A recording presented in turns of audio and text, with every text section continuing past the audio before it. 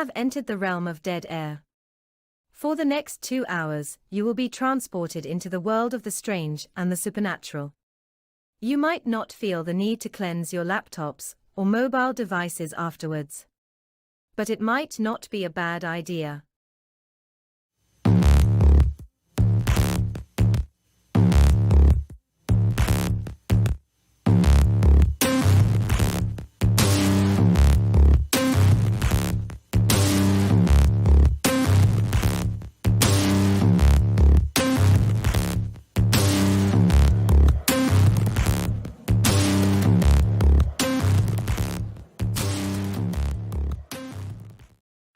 Hey, good evening, everybody, and welcome to Dead Air Live on the Dead Air Full Spectrum channel. It is our Sunday night show. Here we are, 8 p.m. Eastern. Welcome to everybody in chat.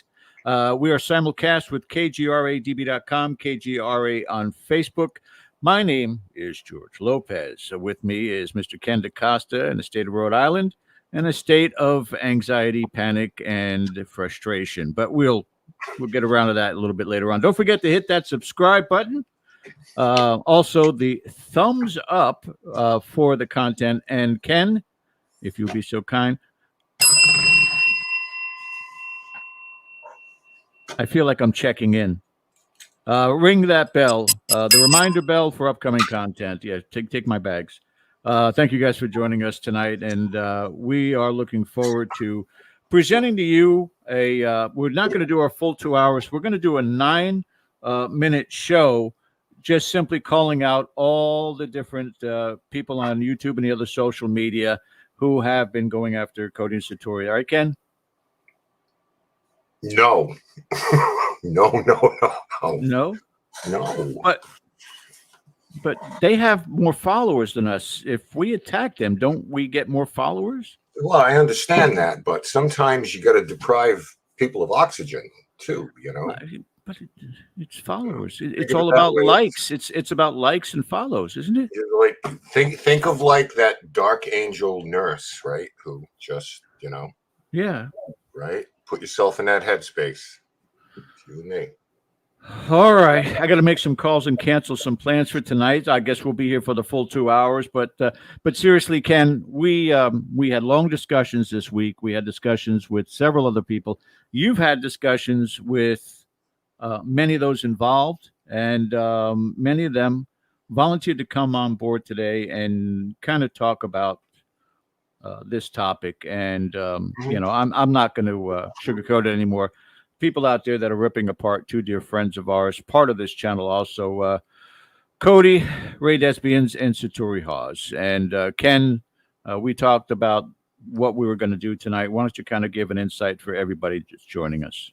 Right. Well, I mean, real quickly, what this is about tonight is that there have been, we've seen a spike in subscribers and interest, and we appreciate it. But there have been a incredible amount of comments made, commentary. So we felt as a channel that door has been opened, and I think that it's really in the best interest of ourselves and the channel to address those things as we would any topic that just absolutely went viral.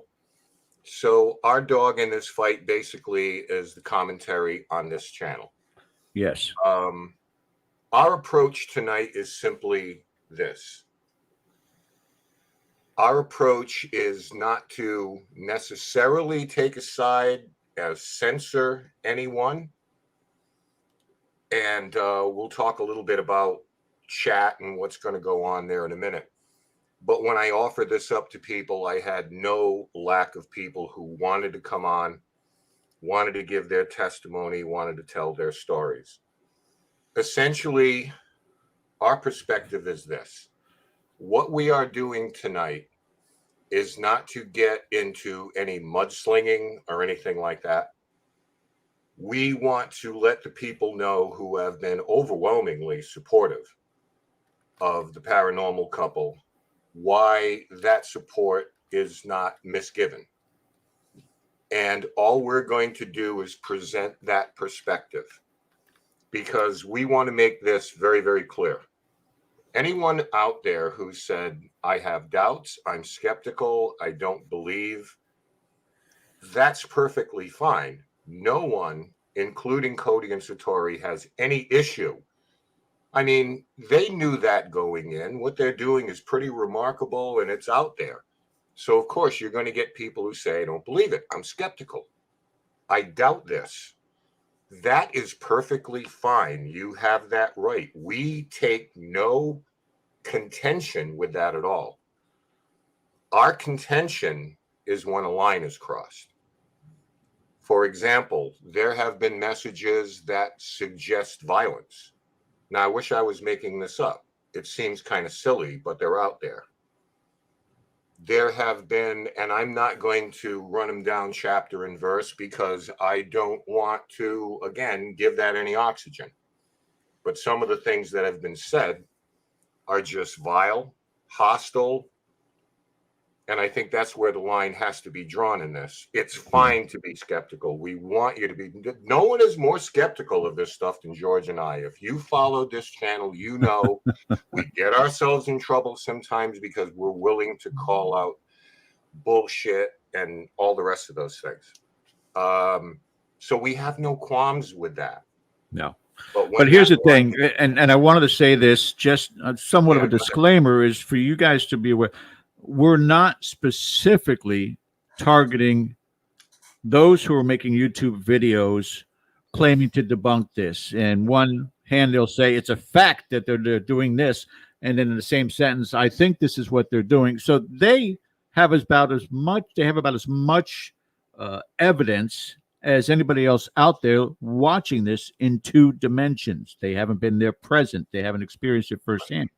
So what Ken is talking about is the comments that are coming below that are abhorrent, that are egregious, that are vicious, that don't need to be.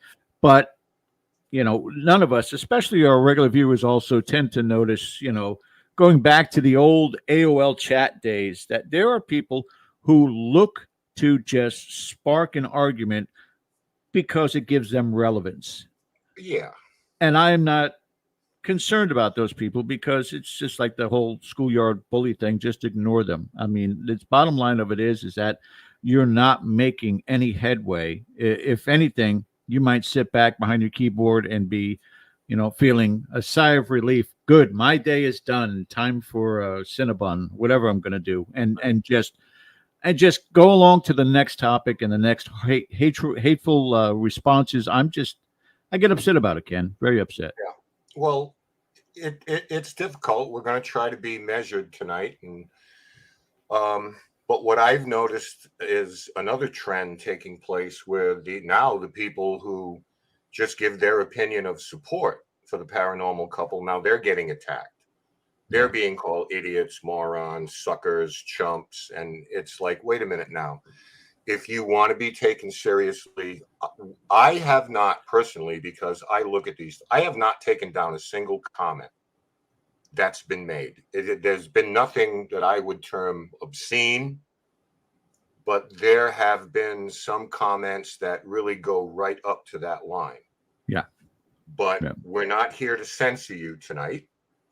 If you, however, in the chat, we obviously can't answer for the couple. They're not here tonight for the simple reason is they're working, and we're going to talk about that. Believe it or not, they have a job, they make a living. They're not making a living off this, but they're at the Conjuring House. They're on staff tonight, and this is how they put their food on the table and clothes on their back. Right. So they won't be joining us tonight. No. So with that, George, I mean, as we go along, it might not be a bad idea to bring Erin in. Erin is going to talk a little bit about what she's going to be doing in studio tonight with your comments. So why don't we bring Erin in and she can talk about that just a little bit. And before we get into that topic also, Ken, I would like to simply address who we are, because I'm looking at the amount of viewers watching this tonight, and I can tell you that there's some newbies that are in there, which, again, Erin will be monitoring in the chat. And thank you guys for joining us. But here's the bottom line to it. Who are we? Well, Ken DaCosta heads up a group out of Rhode Island called Rise Up Paranormal. Ken DaCosta has been doing this since 1976, 1977 as a paranormal, so 99 years. He's been doing it forever, and all that time, here's a gentleman who said, "I have never, in all residential and commercial cases, encountered a demon."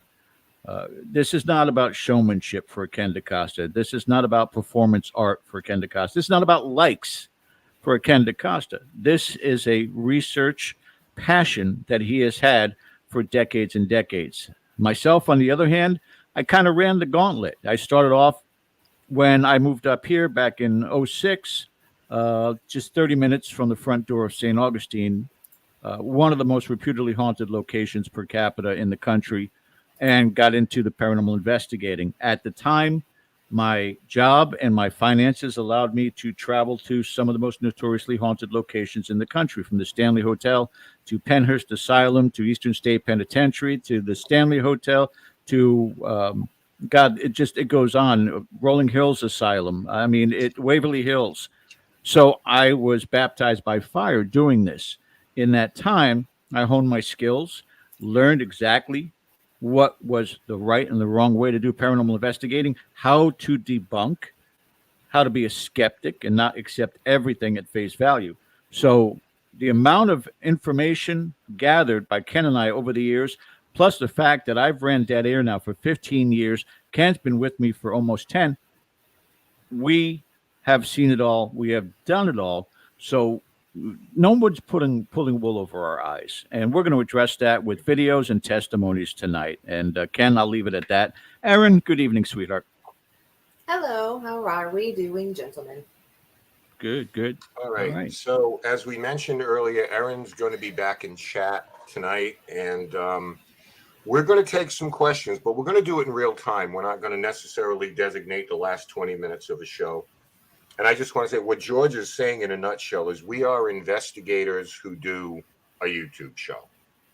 The majority of our time is spent out in the field doing these things. And so, Erin, tell them a little bit about what the guardrails are and how we're going to handle this tonight. And we're going to stand by this because we want a certain type of show tonight. Yeah, I think number one, I'm going to do my best to read them all. They are coming in fast and furious. Obviously, we would love to entertain questions. We're not asking everyone to agree with everything. We're not asking, it's perfectly fine to ask questions, I guess is where I'm at. But we're going to draw the line at any insulting name callings. Things get nasty in chat. I am very good with the boot button. So we just want to keep things civil. Obviously questions are welcome. And like I said, I'm going to do my best to keep up with what's going on in the chat. But like I said, they're coming in pretty fast and furious. So, we'll do our best to address that. And again, yes, the couple could not join us tonight. I had spent the weekend with them. We got a little project we're doing. But for people out there who think, look at the money they're making on this, they make no money from this method. They have a donate button on their website, which is sometimes confused for give us money. That money goes toward their museum. They'll make appearances at Comic-Cons, Paracons, things like that, because they're on Ghost Hunters. They have become well known. So whatever they sell as a vendor and their job at the Conjuring House, this is how they're making a living. They have never charged a cent, nor do they do readings. I'll give you $500 if you come to Ohio, and they don't do that. We're blessed because we have the opportunity to spend so much time around them and go on actual cases, people's homes, things like that, where we're looking for answers. Okay. So let's dispel that right away. All right. We need to get that out of the way right now. They are not weaponizing it. They're not monetizing it. Nope. And I'm just telling you what I know for a fact. Right. So with that, tonight, we have a lot of videos that I think may answer some of your questions. These are investigation videos, things they have done in the past. I know that there will be questions tonight, Aaron. How come they don't do this? How come they don't do that? How come they don't do this? And we'll get to that. We will address it again. We're not going to speak for them, but this is a topic tonight that we just want to give our position on. And again, the door has been opened because of the commentary on the Dead Air show. So we're not trying to stick our nose in people's business or anything like that.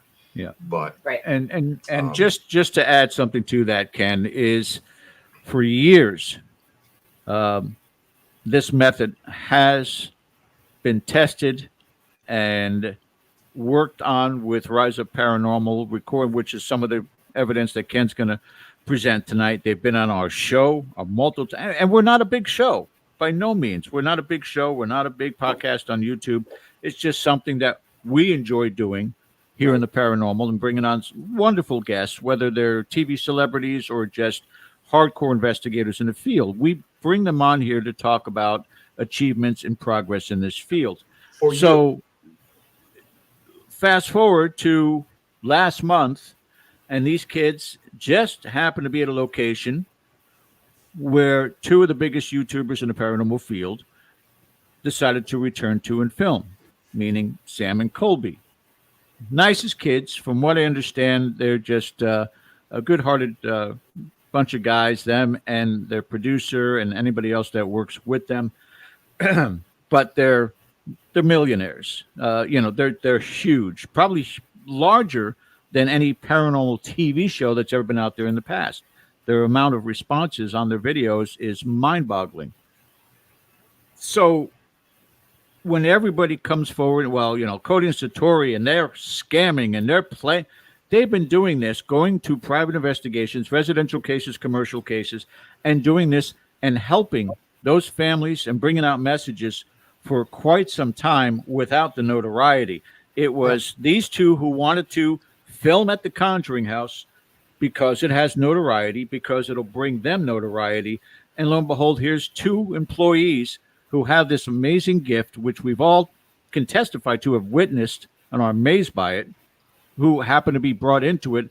And where does the attack go?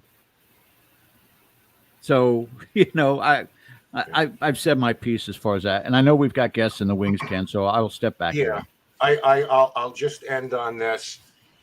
Both of these kids are not Pollyannas. They knew that there were going to be questions. They were prepared for that. It's like, hey, you put yourself out there. This is what you get.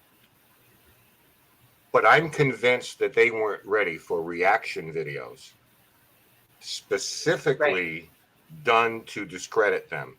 I don't think you can prepare for that because, listen, we know how social media works. You find what's trending, you find what's hot, you find what's topical, what's controversial, you assert yourself into that for your own benefit of some type, So I'm not saying anything against it, for it, whatever. I'm just saying that's the way it is. But I want to bring our first guest in, and she is very important. Not only is she like my dearest friend in the world, but the videos, for the most part, that you see that come from Rise Up Paranormal come from the hand of this woman. She is behind the camera. She witnesses everything in real time. She documents it. And I think just about everything you're going to see tonight is the fruits of her own labors with this. So I want to bring in our videographer from Rise Up Paranormal, Julie DeMay. Hi, guys. Julie, welcome to Dead Air tonight. We're going to try to keep this lighthearted as we can because they would want that.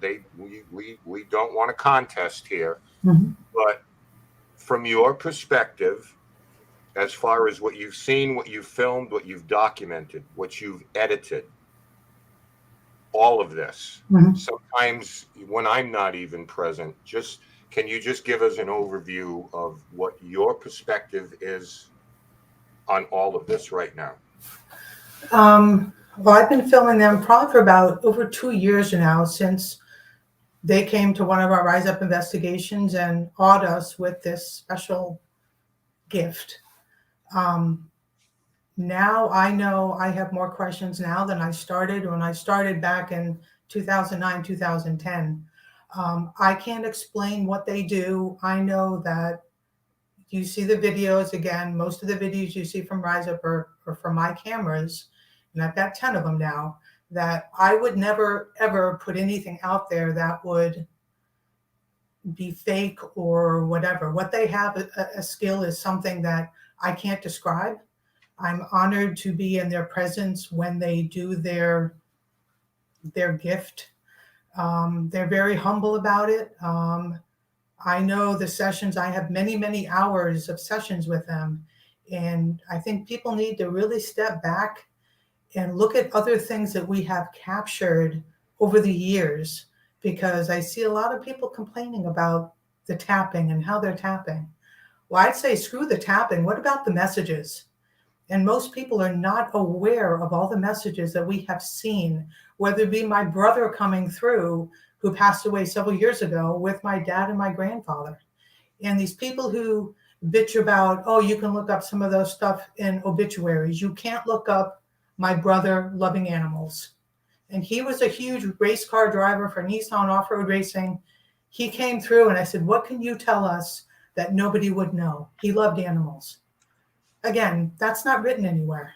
He lived out in California, or evidence that hopefully Ken will show tonight of a little girl not understanding the concept of a balloon. That's nothing to do with friggin' tapping. It's about messages and understanding when you're literally talking with somebody hundreds of years ago. What's a friggin' balloon? They have no idea. What's the purpose? I don't get it. That's the kind of stuff that we know, that I had experience for 2 years with them, and so many hours of video with them. People don't know about. And again, we've not really promoted this. They've been part of our investigations. This is like awe-dropping. You go in and film and you literally hear somebody, sounds like somebody's walking in a room. And again, you can't get that feeling when you're watching this on YouTube. It's the freakiest feeling. There's no explanation for it. And I believe too, the louder the bangs or the louder the personalities. My brother came running in the room. We've had old women coming through and you could barely hear them. Yeah. So they're and banging outside of the Conjuring house when they thumped on the ground and told us where to plant the pear trees. Stuff that nobody has ever seen before. So right. People need to chill and take a step back to say, we have a lot of stuff we can show you that's not faked. And believe me, most of these videos are mine. That's the last thing I'm going to do. Yeah. And the, where the barn used to be, that doesn't exist anymore. And then we do, to let you know what we do, we did metal detecting and a bunch of metal and flagged it out in the shape of a square, because when something is torn down, there's going to be residue. I want to show some of your handiwork here. This is the first time we'll be able to talk over this. Mm-hmm. We were at a Masonic lodge about 3 years ago, and I was sitting in the grand hall with Cody and Satori, and Cody said, Ken, do you mind if we try something? Yeah, go ahead. I had no idea about any of this. They were fully aware of this. Okay. Now, have they done this psychic team investigating, communicating with any other group besides people of the answer quickly, David? The answer to that is yes. Lots of them, not for public consumption. They've worked with other groups. We're going to have some of those people on tonight where we haven't been present. They were kind enough at one point to be with others, but you set up this camera there, dead center in the middle of the room. So you're going to see Cody and Satori off to the right, which adds some credence to the idea we weren't filming them for any reason. You'll see me and we'll talk you through this, but this is Masonic Lodge, Massachusetts, 3 years ago. You need to walk around.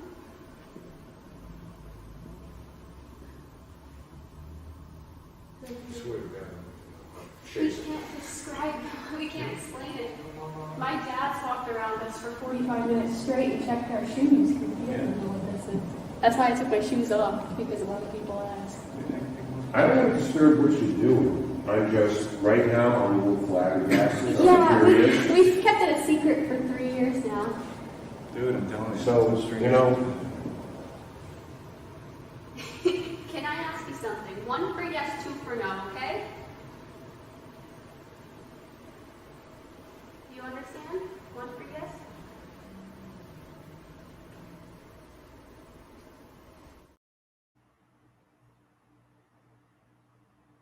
Is when these knocks started, I listened for a while and eventually I walked over to them.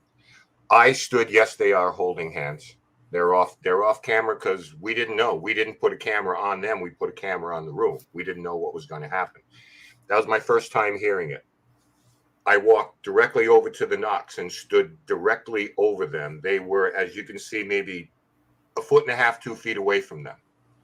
The knocks started to move in a circle around them.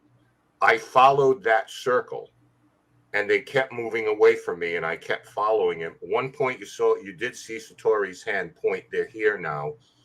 And then you'll see me come into the picture, continue to follow those knocks 360 degrees around them. So they weren't stationary. They weren't directly under them. They were sort of in a bubble around them. And if I have a dumbfounded look on my face, that is pretty typical of anybody who sees this for the first time. Skeptical, absolutely. At one point, I just like, what are you guys doing? You know, I'm laughing. Like, God, what's this? And it's just something we do. And then a 2-hour session blossomed from there.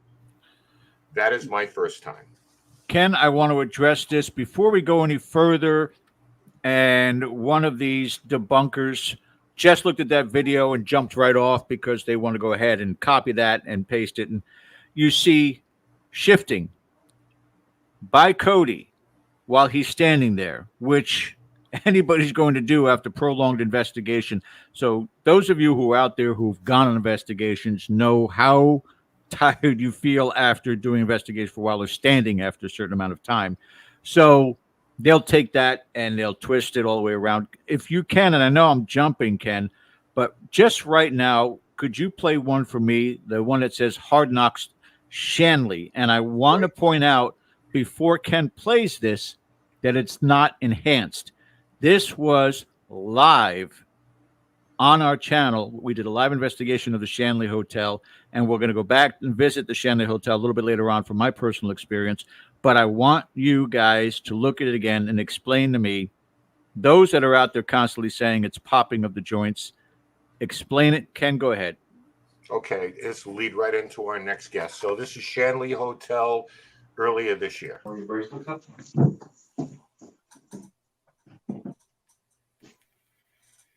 just see what happens. I just want to see what happens. see if word is spreading.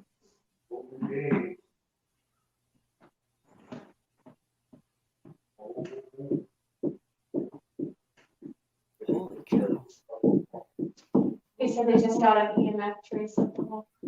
Oh my God. Hi, you're very loud. Okay, hold on.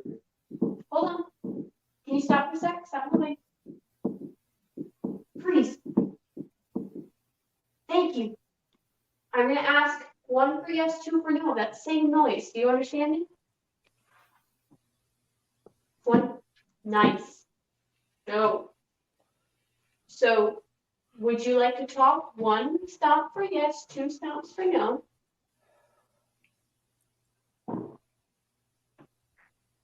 Can you answer that? Or did you ask? I don't Hello? like this. Can we have one person that wants to talk to us come forward, please?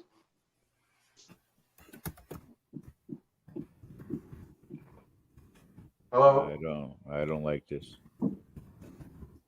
Hi.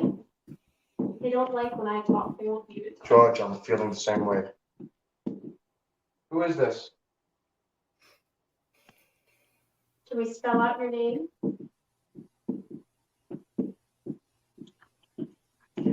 It's like a beat. We need somebody who's willing to answer our questions to help us out here. If there's somebody on another floor that would like to come up here, I mean, come on. Seriously. Things before you jump in. Number one, Cody is not rocking in that video. Number two, it cuts to me in the hallway because the steps were coming up the hallway past me and into that room behind me. That's why you get the volume change. Tap that farther away, and then when they finally enter the room, boom, boom, boom. The other thing that Lona we'll get to that in a second, Aaron. Lona mentioned, please bear in mind, I'm not going to play the Cody had cancer thing. He had a hip replacement early this year. Okay. And it wasn't till around, I'm not sure if he had it in March, but it was sometime in the spring. And I'll tell you, he's a tough little son of a gun because he was ahead of schedule. He pushed himself. So, if the kid rocks back and forth sometimes after standing for long periods of time, let's cut him a little bit of a break on that. And he's got to have the other one done next year. And this is a byproduct of being drilled into and all the rest of that. I'm not trying to elicit any sympathy because he's not that kind of a kid. I call him a kid. I apologize, but everybody's a kid to me at this point. But let's give him a little grace if he rocks back and forth, because it does affect them after they do this for a long periods of time. Okay, so things that people don't know, all right, and not poking at you, but just giving you information on this, because I've heard that a million. Oh, he rocks back and forth. It's part of the method. We've got some other video we're going to get to answer some of those questions. Right now, good time. I want to bring in our next guest, if I could. Julie, stay right where you are. Okay. From Get Haunted, Rob Stankiewicz, who's spent a lot of time with them. And Rob, I'm just going to ask you, flat out, same as Julie, you've spent time. You are one of the groups Dave Fritz alluded to that have you done with us with other groups, and you can speak to that.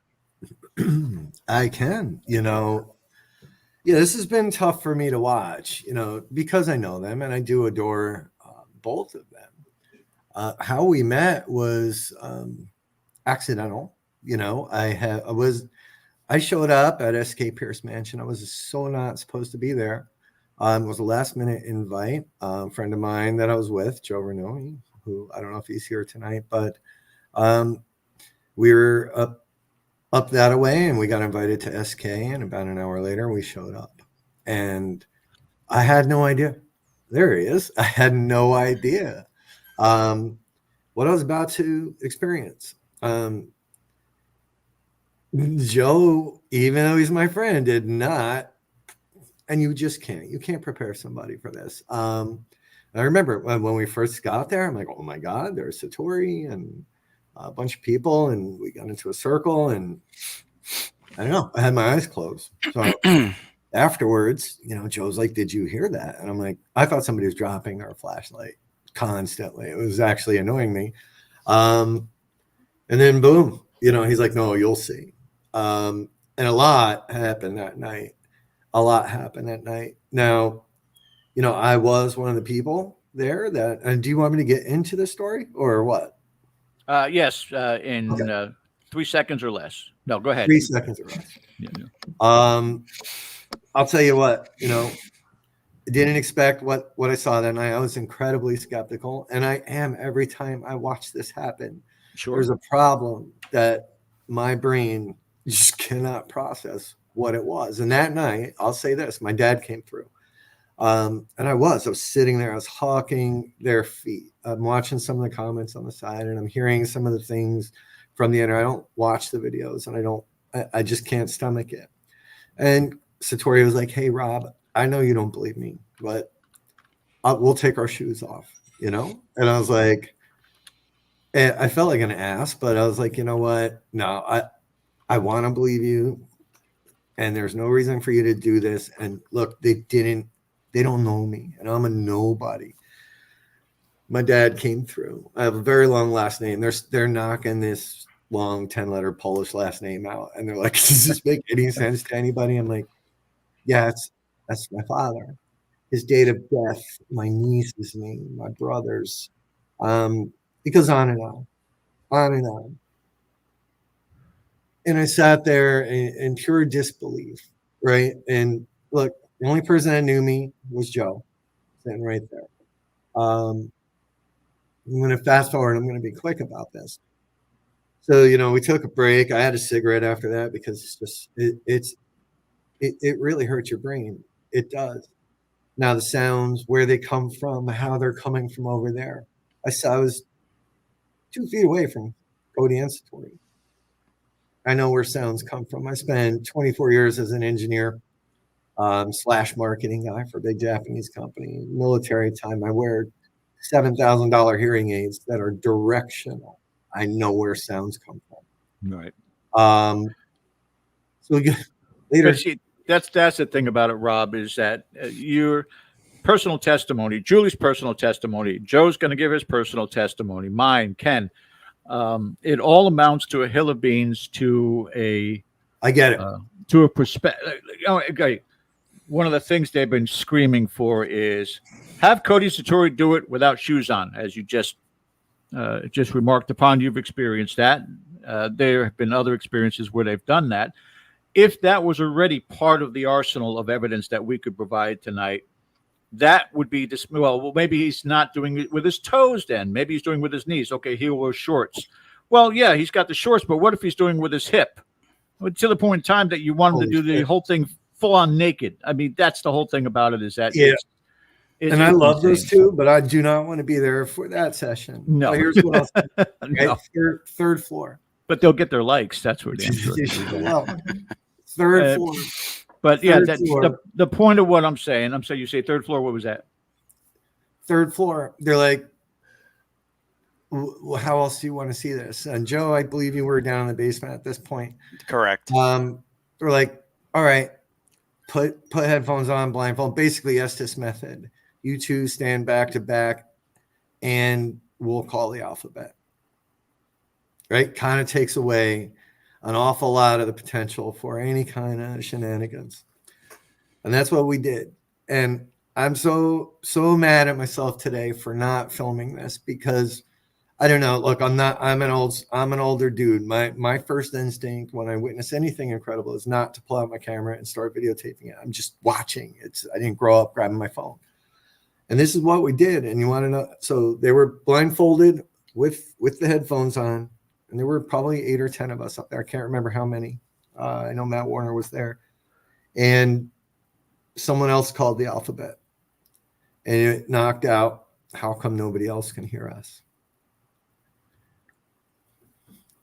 It still brings me to tears because I know the truth. And aside from that, and to your point, and to Ken's point, and to everybody that's here tonight, we get it. Be skeptical. There are days, and the many, many times since then, that I have been with them when this happened.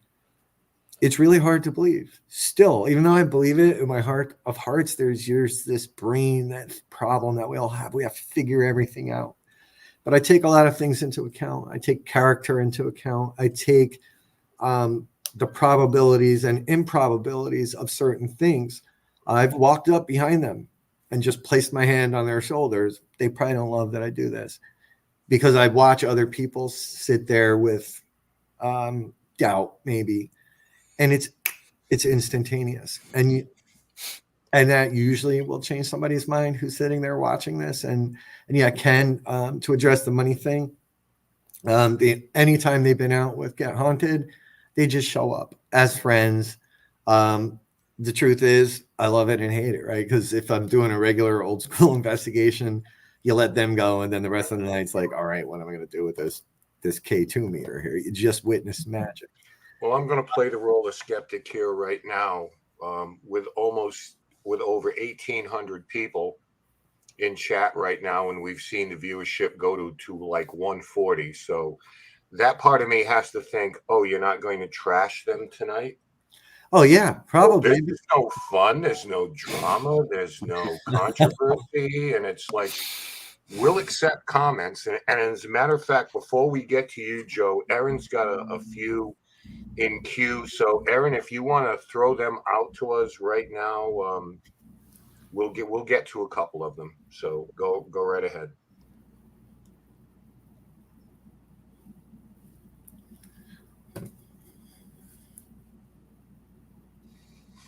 I don't think it's disagreeing. It's just some people look for truth in this. What is the truth of it? If it's closed off and controlled, the truth really can't be looked at, can it?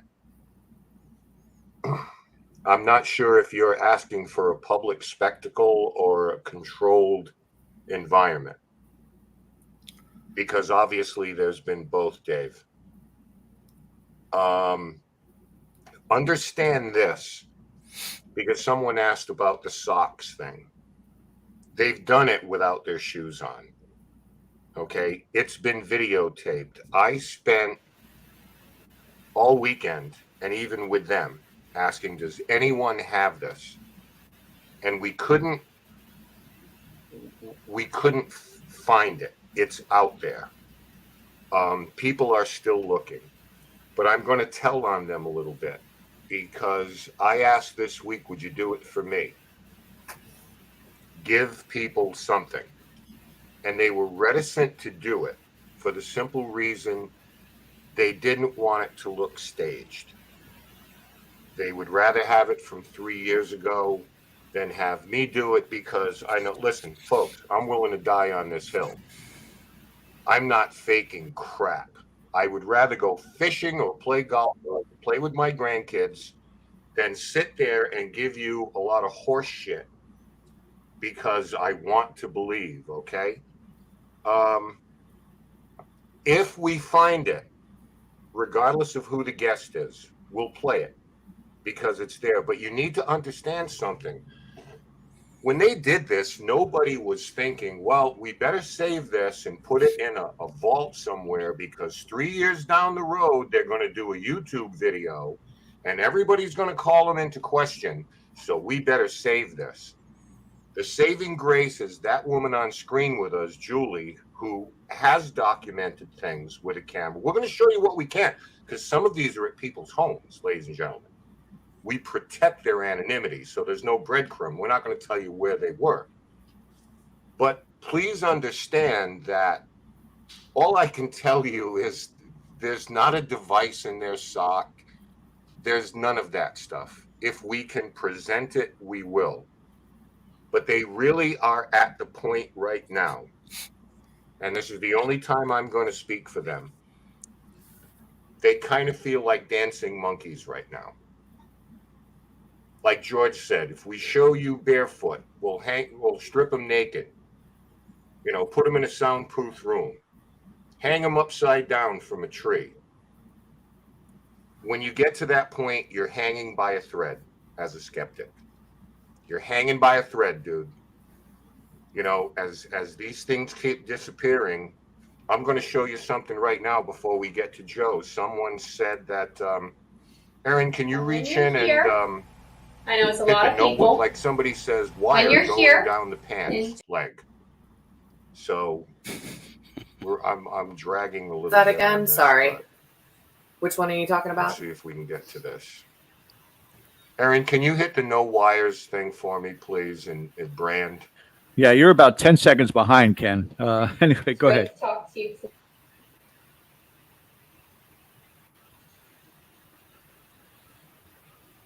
What's going on, guys?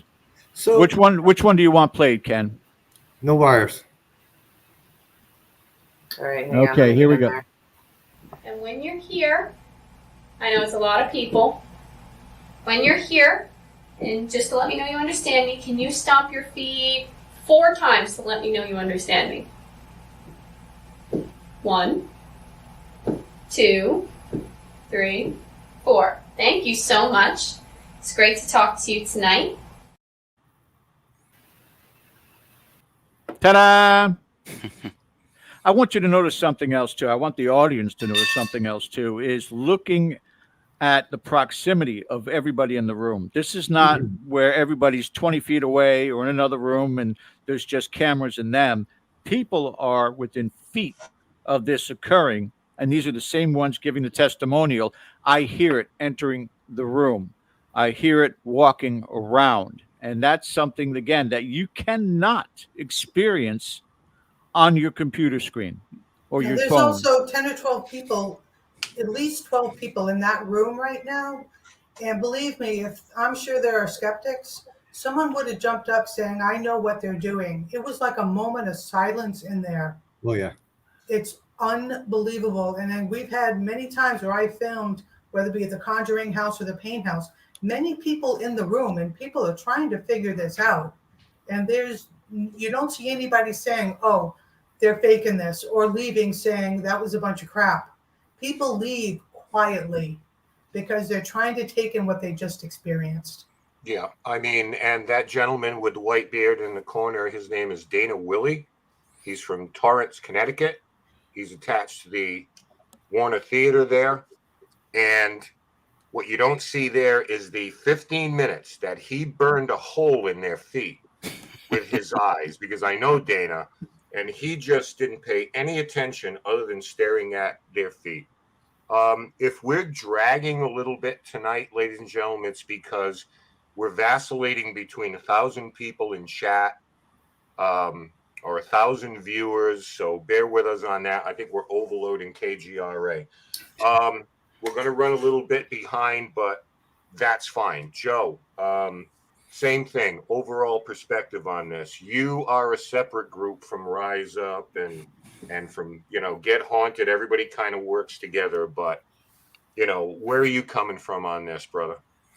So unfortunately, I videotaped when I videotape the couple, I have no interest in looking at their feet because I think it's much more interesting seeing the faces and the faces of the reaction of people like that night with Rob. I knew, Rob's going to be blown away by this. And again, he didn't even know he was going to be there. Nobody knew he was going to be there. And there'd be no reason for me to particularly film on the feet. But I met the couple. I didn't know about their abilities till after I had met them, and we got talking. And everybody was like, "Oh, Joe, you really need to see what they can do. You really need to see what they could do." And I'm a skeptic. I'm in this. I'm a skeptic. Skeptic first, debunk. And I said, I'm sure at some point I'll witness this firsthand, and I'll make my own determination. The first time I witnessed it, we were at the Murdoch Whitney house, and I couldn't debunk where the knocking was coming from. I could kind of some of the stuff that was coming through was pertinent to the house. And the skeptic in me was saying, well, okay, this is a Google search away. They knew they were coming to the Murdoch house tonight.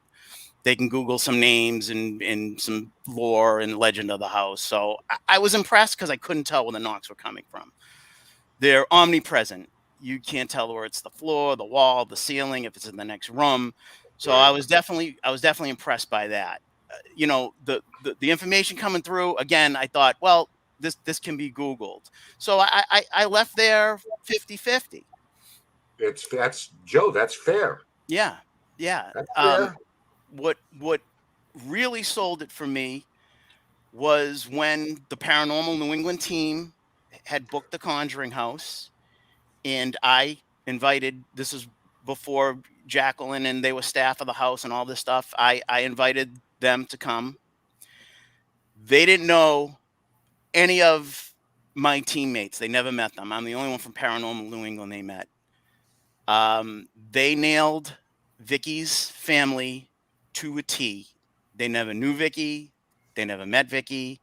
Vicky's grandfather came through with the nickname of P-Paw. And I remember when it came through, Satori looked at the crowd and said, "What's a P-Paw?" And Vicky was speechless, and then it came out that was the nickname that we had for my for my granddad. Kind of a Southern thing. right? But this isn't something that you can Google and say, okay, you know, Vicky's granddad pick up the obituary and, you know, Right. nickname was no such thing. The other thing that nobody knew was that Vicky's older sister had gotten into a car accident like earlier that week. And when Vicky's mom came through the knocking, she was saying that she was with Vicky's sister during the accident and saw the whole thing. And that was somebody that like I knew it, Vicky knew it, the rest of the team didn't know it. So for something like that, that's when I flipped from 50-50 to 100%. And I have a very similar story. One visit, I was on a phone with someone that's actually on the side here. Nobody knew about this guy. Nobody knew about this guy, Stacy. And during their session, and said, "Hey, Rob, keep working with Stacy." Nobody knew about this. So, and like Joe, very similarly, right? You leave, you rethink it. You're like, Google, what the F am I getting scammed? But this one, like this, you know, keep working with Stacy, which was sort of this big secret. Only one other person that was not there knew Stacy. So it's amazing. I would. Yeah, Ken, I want to, Edmund. I want to comment on Edmund. Healthy skepticism in this field is what gives paranormal investigation credence, besmirching their character and bullying. I just want to say this about that. This was a time where they did this method freely. They were still trying to figure it out. They were excited about it. No one had been doing this, and they gave of themselves freely. So why don't they want to do it in a controlled environment and everything like that? Ladies and gentlemen, please understand, if you were in their position, getting this kind of thing thrown at you, and again, 90% of it is supportive. Let's be honest. If you were in the same position, I think you'd want a little break from it too. Yeah. You know, from the poking and prodding and the questions and everything, you know, being a little gun shy. Now, you may project this on them that, you know, oh, if that was me, I'd like to stick it up everybody's. Okay. And that's fine. But we can't project ourselves on someone else, what you would do, what you wouldn't do. And as we said, at the time that they gave themselves freely, and now they're being a little gun shy, a little reticent. Yeah, and Ken, I mean, it's again, we know this from the social media aspect. It's not going to make a lick of difference. It really isn't. No matter what they come back and say, here, we'll do this, we'll do this, we'll do this. There's somebody out there for the sake of their own relevance or views or likes that are still going to come back with the whatabouts and what ifs. Yeah, it's never going to be good enough. Let's face it. Yeah, Joe, Rob, you gave visceral experiences, testimonies to what you saw. I want to show a video of one also before we go to break. Good friend of ours, been on the show before. Her name is Alyssa Phoenix. Alyssa came to join us when we did a live investigation at the Oliver House, and she wasn't expected to be on. Now, she's a big YouTuber, does makeup and stuff. She's got 500,000 some viewers. But this will give you an idea of the kind of response that Joe and Rob and myself are talking about. And we'll show mine after the break, but let's take a look at this right now. This is Alyssa. I just want to preface this, George, real quick by saying we didn't know. We were on location. George was running the studio. We didn't know until a little later in the game, correct? I mean, if I'm full of crap, George, tell everybody. We weren't sure until a little later that Alyssa was going to make it because she's in Los Angeles. Before. Yeah, 3 hour time. No one knew until we went live. Oh, Alyssa showed up, and no one besides me knew who Alyssa was. No disrespect. Bear that in mind. And now, go ahead, George. Yeah, and as soon as we play this, we're going to go straight to break, give you guys something to ponder and think about. But here we go. Can you ask what their names are? Thank you. You hear them talking? Can you guys hear the knocking on the line? Oh yeah. Okay. They're talking to each other. Got something? Okay. A, B, C, D, E, F, G, H, I, J, K, L, M, N, O, P, Q, R, S. A, B, C, D, E, F, G, H. A, B, C, D, E, she. A, B, C, D, E, F, G, H, I, J, K, L, M, N, O, P, Q, R. A, B, C, D, E, F, G, H, I, Sherry? No. A, B, C, D, E, F, G, H, I, J, K, L, M, N, O, P, Q, R, S, T. A, T? A. A. A. That's it? Sharita? Okay. Who's the other one? A, B, C, D, E, F, G, H, I, J, K, K. A, B, C, D, E, F, G, H, I. A, B, C, D, E, F, G, H, I, J, K, L, M. Kim? Or? A, B, B, Kimberly? Kimberly? So Sharita and Kimberly are here? Okay. That is my aunt and my cousin actually passed away last year in May. They're actually spirit sensitive, and she was spirit sensitive, and so was Aunt Sharita. So, oh my God, I always knew they were there. Well, you kind of took a trip, didn't you? So this hasn't happened before. I never had a spirit say they heard someone's voice and felt like they needed to come to a colonial house in New England. No. I mean, come on. Ponder that as we go to break. Ken, you want to mention? You're on mute right now, Ken. I know you want to mention about the floor, and you guys can look at that in post-show. Yeah, real quick. They don't know Alyssa. We didn't know Alyssa's going to be there till we saw her in studio. The longer clip has the spirit she's contacting. Kim was her cousin, and the other was a friend, died within the last year. They came through because they heard her voice. That's what they said. On the freaking broadcast, they heard her voice. Somebody brought them through. Yeah. They don't know Alyssa. They didn't even know. I didn't even know until we went to air she was going to be there. So you make of that whatever you want to make. And we'll address that and other testimonies about Cody and Satori and that experience, including reading minds. When we come back for our break, guys, about 3 minutes, so we'll be back with you. You're watching Dead Air Live. I got a corn kernel in there. Get rid of that.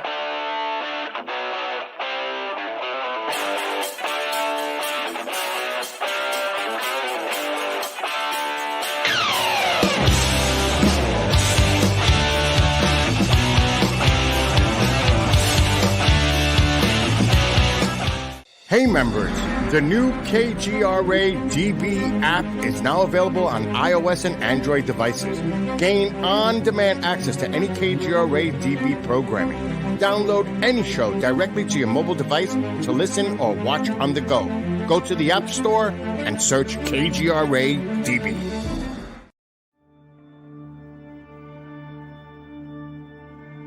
As UFO reports come in from around the world, the Mutual UFO Network, MUFON, is there.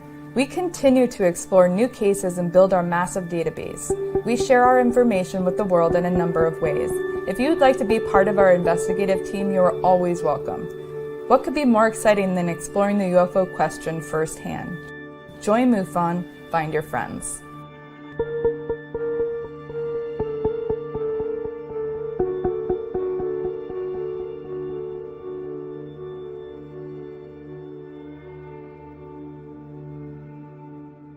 Did you know 75% of Americans are chronically dehydrated? If you struggle with focus, run low on energy, or when it's time to finally sleep, you simply can't, this can all be linked to dehydration, and Fuel Up has the answer.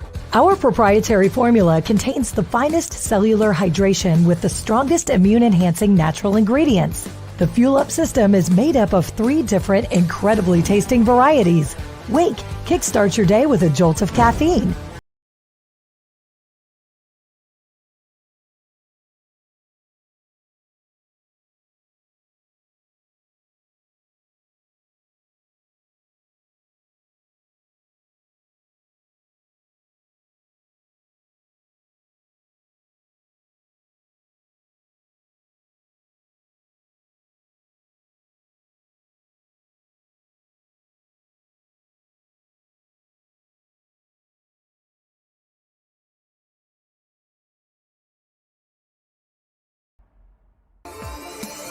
You're listening to the KGRA Digital Broadcasting Network.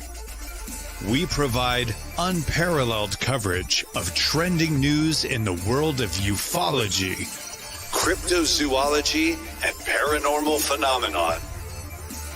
Whether you're watching our video live stream or listening to one of our audio programs, you are getting the best from world-renowned researchers and hosts, guiding you through topics the mainstream won't touch. Miss one of your favorite programs? No problem. Head over to the members area at kgradb.com for access to our massive library of award-winning content. Make contact, stay connected, only at kgradb.com.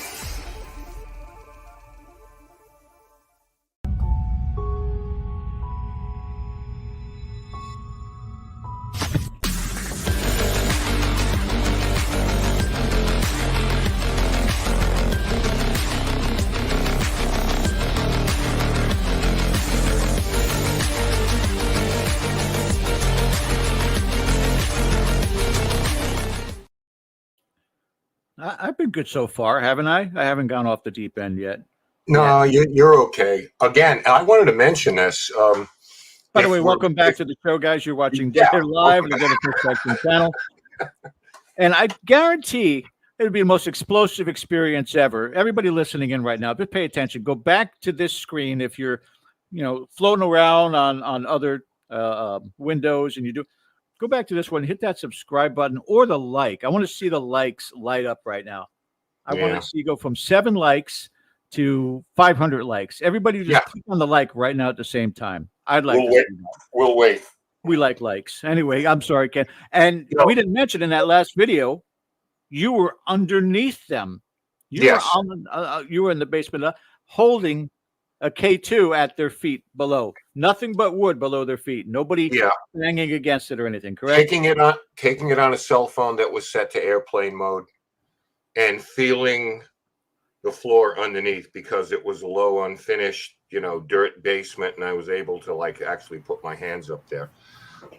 We may, because if we're dragging a little bit, it's because KGRA has never experienced 1,800 people in viewers at this point, so we may be dragging a little bit, and we may have to say, we're not. No, we may have to say goodbye to Joe and Rob for that reason, because we're going to bring in more people. But before we go, I have a photo here that I think we should show, and maybe Joe, you were present or not. But Rob, can you it might take can you show us what we're looking at here with Cody and Satori? I mean Rob. Yeah, Rob. Is that SK? If it is, I'm so happy. That's SK. So this is the night.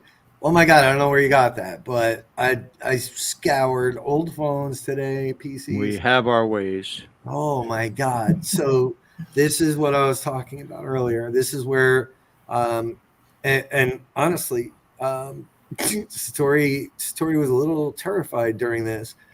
This is where we basically blindfolded, threw the headphones on them, and had us, the spectators, call the alphabet. And the knocks came all on their own. So they couldn't hear us. They couldn't see us. There were no visual cues or anything like that, but we called, and very, very lately, at a very low level. It is exactly like a joint Estes, but utilizing their method. And it spelled out, how come nobody else can hear us?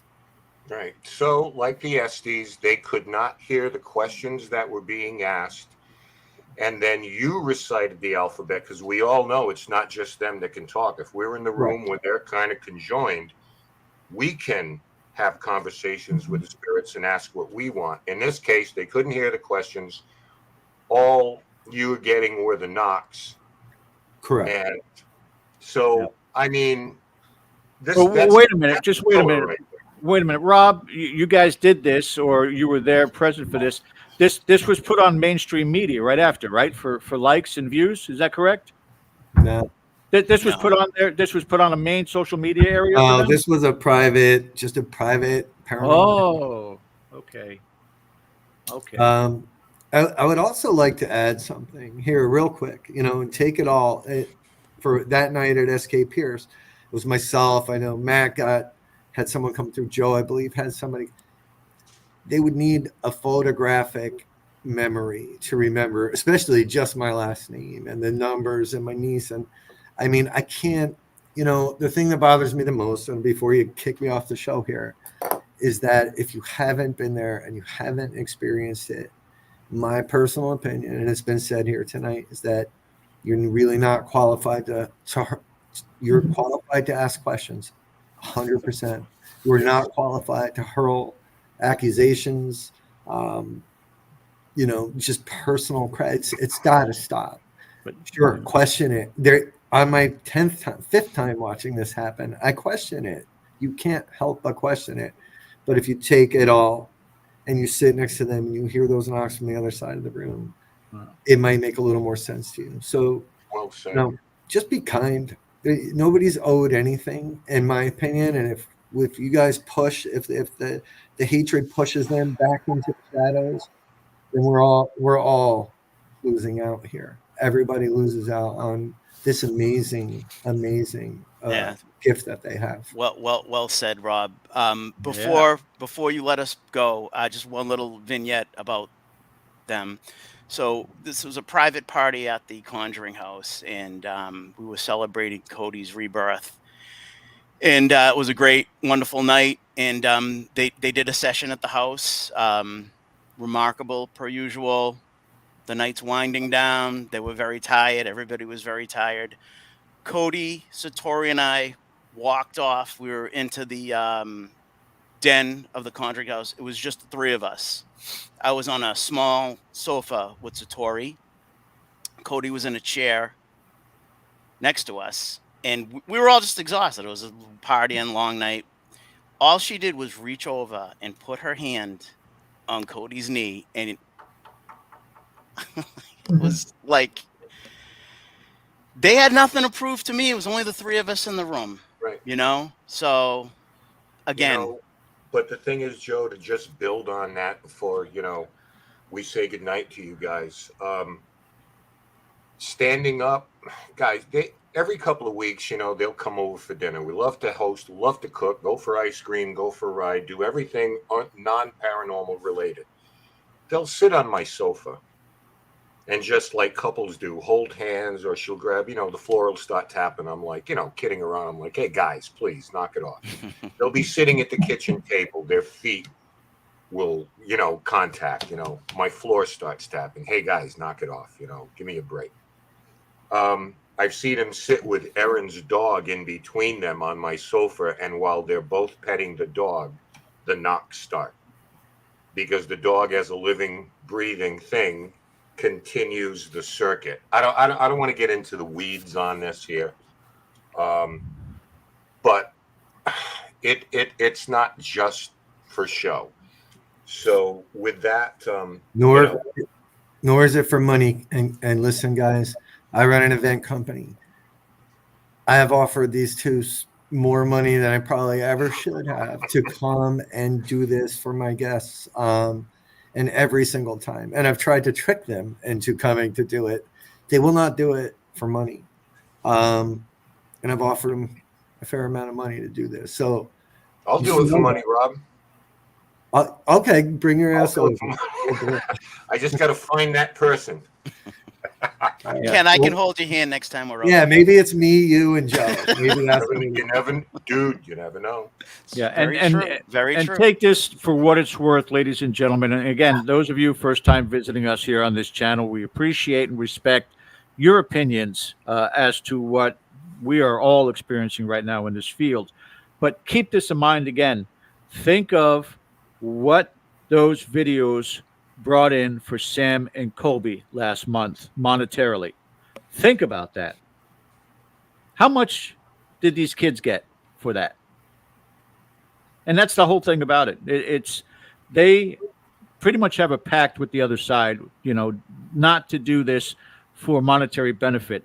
Does it mean they're not business people, that they have their Patreon account and they have their different websites that they deal with the museum? Again, they're still having to make a living, but they are not taking this like we've had discussions in the past of paranormal teams that charge for investigations.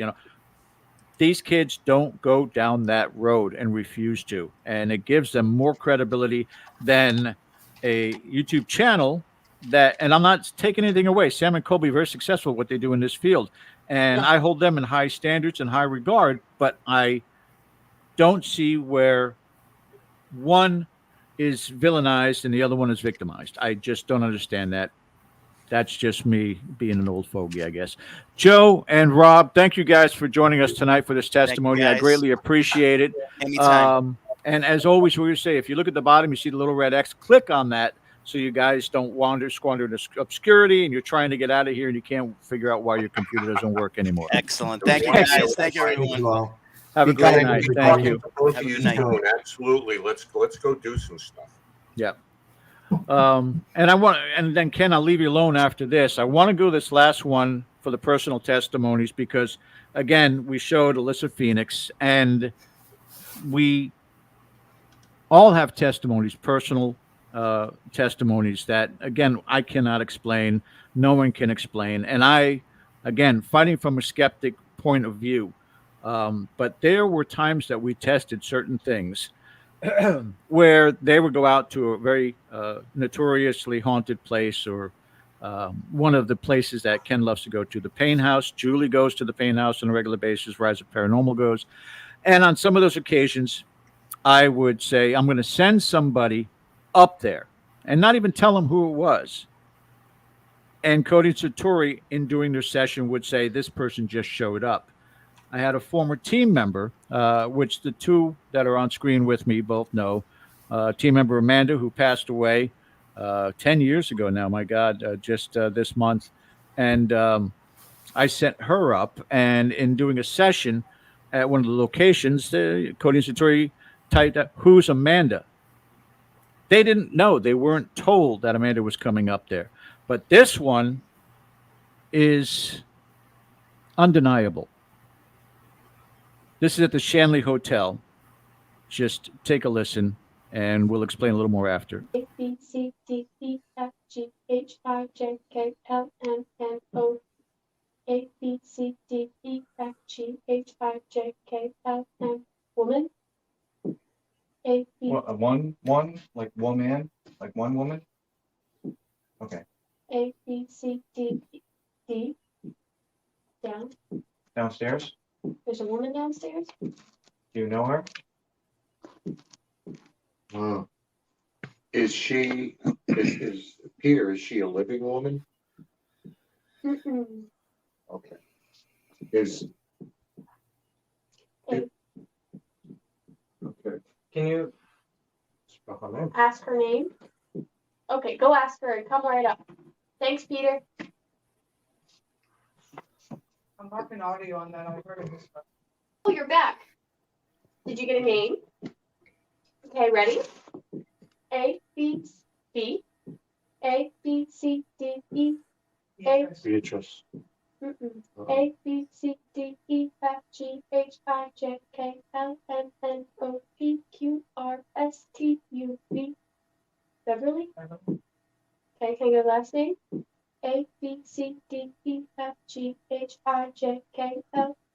A, B, C, D, E, F, G, H, I, J, K, L, M, N, O. A, B, C, D, E, F, G, H, I, J, K, L, M, N, O, P. It's my mom. That's my mom. Lopez? Wow. Hi, Mom. Hello. Hi, Mom. Is this? Is she still Can she hear downstairs? George? Yeah, is she still downstairs, Peter? Okay. Can she hear George? What floor is she on? Second floor or the first floor? Is she right below us? Mm-hmm. Can George call her up?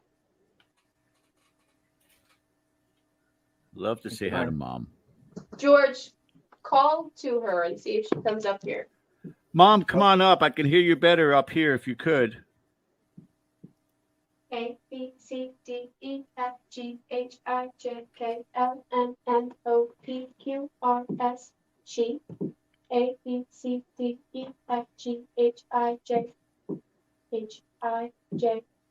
She just came up. is here. Is? A B C D E F G H I J K L M N O P Q R S T U V W with A B C D E F G H I J K L M N O P Q R S T A B C D E F G H I A B C D E F G H I J K L M N O P Q R S Q. No. Tequila, my dog. Really? Wow. Well, that's good to know. Thank you. What an awesome name for a dog. Wow. I'll play the second half, but again, just amazing. And Ken makes mention in the next video here too about people questioning whether or not your pets live on after passing. And this is a validation to it that my mom showed up at the Shanley Hotel, waited on the second floor because she didn't want to interfere with the session that was going on the top floor. I remember. And here's the second part. I called her my longest relationship, 11 years. My little Chihuahua. Mom, have you been coming to the house and checking in on Pop? Because he's seen you. Yes. So for anybody out there, we get asked this a lot. Pets. Do pets move on? Do pets stay with us? Are we reunited with them? And you had a couple of examples of that already. Love you and miss you so much, Mom. So much. I'm glad you're popping in and visiting with us. You have anything you wanted to say? She just said, I love you too. There's more. Hold on. Oh. A B C D E F G H I J K L M N O P Q R S A B C D E F G H She. A B C D E F G H I J K L M N O P Q R S A says A B C D E F G H I J K L M N O P Q R S. She said she. Okay. A B C D E F G H I is A B C D E F G H I H A B happy. She says she's happy. She wants you to know that. More. A B B A no A A B C D E F G H I J K L M N O P Q R S A B C D E as A B C D E F G H Ashley A B C D E Ashes. She's happy as She said she is happy. ashes. A B R A B C D E F G H I J K L M N N A B C D E A B C D E F G H I J K L M N O P Q R S T U V W X. Next to A B C D E F G H I J K L M N O P Q R S T A B C D E F G H I J K I. Tequila. Next to the dog. She says she's happy her ashes are next to the dog. He's nodding his head yes. He's nodding his head. Yeah. He just he might need a minute. Yeah. I think that answers the question. That's awesome. Right in the main part of the house, above the big TV, facing the front area, there's a shelf, and we have Mom's ashes right in the center, and right next to her is Tequila's ashes, and then the cat's ashes are right next to hers. Ladies and gentlemen, I've never had Ken DeCosta over my house. I never had Cody and Satori over my house. I never posted until after that session this picture of the ashes of Mom in the urn next to the ashes of my dog Tequila. Never. I'd never spoken about it. I never posted it on social media. I never mentioned it, how it was set up in the house on social media. But again, for the naysayers, the non-believers, and the debunkers, we're in collusion. We're all in collusion. Yeah, we had a big meet. Remember 3 years ago, we had a big meeting at Julie's house in a secret underground lair. If we do this right, eventually Sam and Colby will find us and make us famous. That's what we did. Yeah, it's all about that. I leave it to you, Ken. No, George speaks the truth. I don't know what his, but I've been to his house, and that's completely blind. So, I mean, and there's more. I just want to say a lot of these videos, people have never seen them. And these are things Julie, again, behind the camera took. Before we bring on, we're going to bring them all three on. Because I have another video, and we may go overtime on dead air on this to get everything in there. But Julie took these things, and we're all in amazement. And I'm sitting there, and the guy with his mouth open is Bill Forte, normally our producer here, who's playing hooky tonight. But Bill lives in New York. This was at the Shanley Hotel in New York. Bill is just flabbergasted by this whole thing. And these are the kind of things that no one's seen before because they're in our archives, Julie. And we're presenting them tonight. I don't know if we'll answer every question, but quick comment from you before we move on. There's, again, I'm glad people can see stuff that we have personally experienced because it's much more than a few clips that are on the internet. And it's everything from, we don't know who's going to come through. That night that Alyssa's family members came through, me and Mark Purcell in our group were asking, who is Alyssa? We didn't even know she was going to be a guest host on the show. No clue. No. And this stuff is completely unscripted. I mean, you just don't know what's going to happen. No, and it's so true. And I hope, again, I want to reiterate this. We're doing this tonight to give those of you who have given this couple your support. We're giving this to you tonight because it's important, because I know I've seen your comments that some of you are getting crap for this, for even supporting them. We want to let you know it's not misgiven, it's not misfounded. There is something legitimately very weird and very remarkable going on here. We are not trying to prove everything. Believe what you want to believe. You're entitled to that. We respect it. But we're asking you, please, find it in your heart not to be cruel and harsh. And I mean, because these are two human beings, and they're dealing with a lot right now with, I mean, you've got unnamed YouTubers who have been in their presence who are now suddenly kind of backing off things a little bit because they don't want to get embroiled in this type of thing. On Dead Air tonight, we're taking a stand.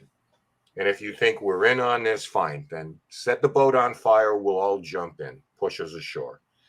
I said this before, I'll say it again. We'll die on this hill because we've been there. And we'll gladly do it. I want to bring in all three of our next guests, if I could, right now. First up, I want to bring in Mark Purcell from Rise Up Paranormal, who's been with us on just about every one of these things. He didn't come with us to New York because he'd already been there. So, how you doing tonight, Mark? I'm doing good. Excellent show. Thanks for letting me join. Yeah, well, thank you for being here. And next, we want to bring in our buddy, Tom Stewart. I don't think there's such a thing as a former Rise Up investigator, Tom. I No. think that, it's like the mob, I mean, Yes, it's the mafia. Yeah, there's only one way out. Yeah. And finally, if we can, I'm having trouble here. I'm having trouble. Why is okay? Well, oh, there you are. Let's bring in Maria Dorgan as well. I mean, there are so many people in chat right now that we're blowing up KGRA, but we're going to bring in Maria right now. Hey, Maria, how are you? Hello, darlings. How are you? We're doing well. And all three of you have this in common because you've been present.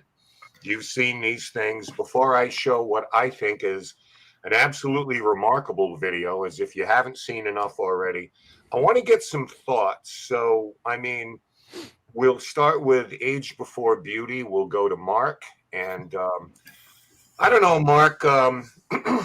I mean, your own thoughts on this. Everyone in our group, of course, has had someone come through with information that you can't Google. I mean, I don't know. We'll hit you over the head with that forever. That we accept the idea that these things can be looked up. Yeah, we get that, and that's fine. You're entitled to that. Give us an overview, Mark. You know, what are you seeing out there? To me, it's simple. They're genuine. They're not frauds. They're not fakes. I've seen it. They've told me information they could possibly never, ever get. My personal experiences had a family member that died over 40 years ago. You cannot find this on the internet anywhere. They came up with the person's name, which is an odd name. Yeah, you could probably find this person's name if you go through my other people have died and went down the chain, whatever. So I asked a question. Only I would know, and my very close family members, what was this person's nickname? They came up with it. It was impossible for them to know. And from that day forward, I'm like, I'm a believer. Yeah, I hear all these footsteps. They're going, everything else. I get it. It's definitely not their ankles cracking. It's not their hips. It's nothing. It's nothing like that. If you experience it, you would know it's nothing like that. Yeah. But they're not frauds. That's all there is to it. It's as simple as that. And, you know, we've been investigating for a long time, Ken. Actually, we've been doing it before Cody and Satori were together. We were at a personal residence, and, you know, the first time I ever heard was these footsteps were just with Cody. Satori wasn't around, and they were going up and down the corridor. Cody was walking. He was trying to figure out where they're coming from, too. I don't know how he could walk and have his ankles crack at the same time. Can't do that, you know. Yeah. Let's address something, because one of the things out there is a video of Cody from 11 years ago. And people are pointing to that like he was doing this before, you know, he met Satori. Ladies and gentlemen, everybody in this room has been, still is part of Rise Up. Everybody in this room, including George, who's off camera right now, has asked for knocks. And sometimes we've gotten them. Most of the time we don't. Ghost hunters have been asking for knocks for 200 years now. Okay, this is not a new phenomenon. And everybody likes to somehow point back to the Fox sisters when they refer to Cody and Satori. The Fox sisters have been dead for, if not 100 years or more, pretty damn close to it. But yet, this is the point of reference where one of them came forward, says it's phony, and all the rest of this, and people project this on them. The Fox sisters, 1848, Hydesville, New York. I know it like the back of my hand. I know the yada, yada, yada. I know the whole story. You got to be, you know, I mean, you're reaching a little bit when you got to revert back 100 and whatever years ago, 160 years, whatever. Math is not my forte. But that's it. That's what you're saying, because somebody did it. They must be doing it. Maria, you are one who has the ability to channel, and I'll let you speak to the, you know, the bigger picture here. Are spirits always correct when they come through? Do they always give you the absolute spot on information? Is there anything left open to interpretation? Do you get do you misunderstand messages sometimes, or is everything just hunky-dory and perfect? That's a real easy question, and the answer is fuck yes. They are not always as easy as you think. So, yeah, the spirits don't always give you 100, and all Cody and Satori can go on is what the spirits are giving them. So, for those people who are out there like, oh, they got it wrong this day, did they get it wrong, or did they misinterpret what the spirits were coming through? Because Cody and Satori will tell you in a heartbeat they are not mediums. Like, they only do it when they touch. Well, if they're not touching, nothing happens. They can't hear anything. So, is it always right? It's only as good as the power of the spirit coming through. So for those people who take like every little instant and go, oh, they were wrong on this day, so they're completely fake, that's not fair. Because where was the spirit's energy that day? Or what if the spirit got really happy that someone can hear me and tapped too soon? Those are the ones that I just want to go, well, you give it a try. If you think you can explain it so well, you give it a try. You try to figure out the words they're giving and the things they're doing before you jump on the hater Gatorade. And that's what people aren't doing. They're not giving it a chance before jumping on the Gatorade. Yep. Can letters be messed up? Yeah, absolutely. That's why I personally don't do names. Between my IQ and trusting too much in spirits, I give them all credit for wanting to spell out first names, last names, birth dates. She don't do that because one, her IQ is not that great, and two, she don't trust spirits that much. So I love the fact that they have that much confidence in themselves. And really, middle finger to everyone who's taking that confidence from them without even meeting them and knowing them. It's really sad. There's a lot of projection there, and we've seen it. I've seen it 100 times. Julie's seen it. Mark's seen it. When you're doing this method for God, and we are so cognizant of their time. I don't like them to do it for a long time because she gets headaches. His shins hurt. They have, why is everyone who asks questions? David, you're overreacting. How many times tonight have we said it's okay not to believe? Yeah.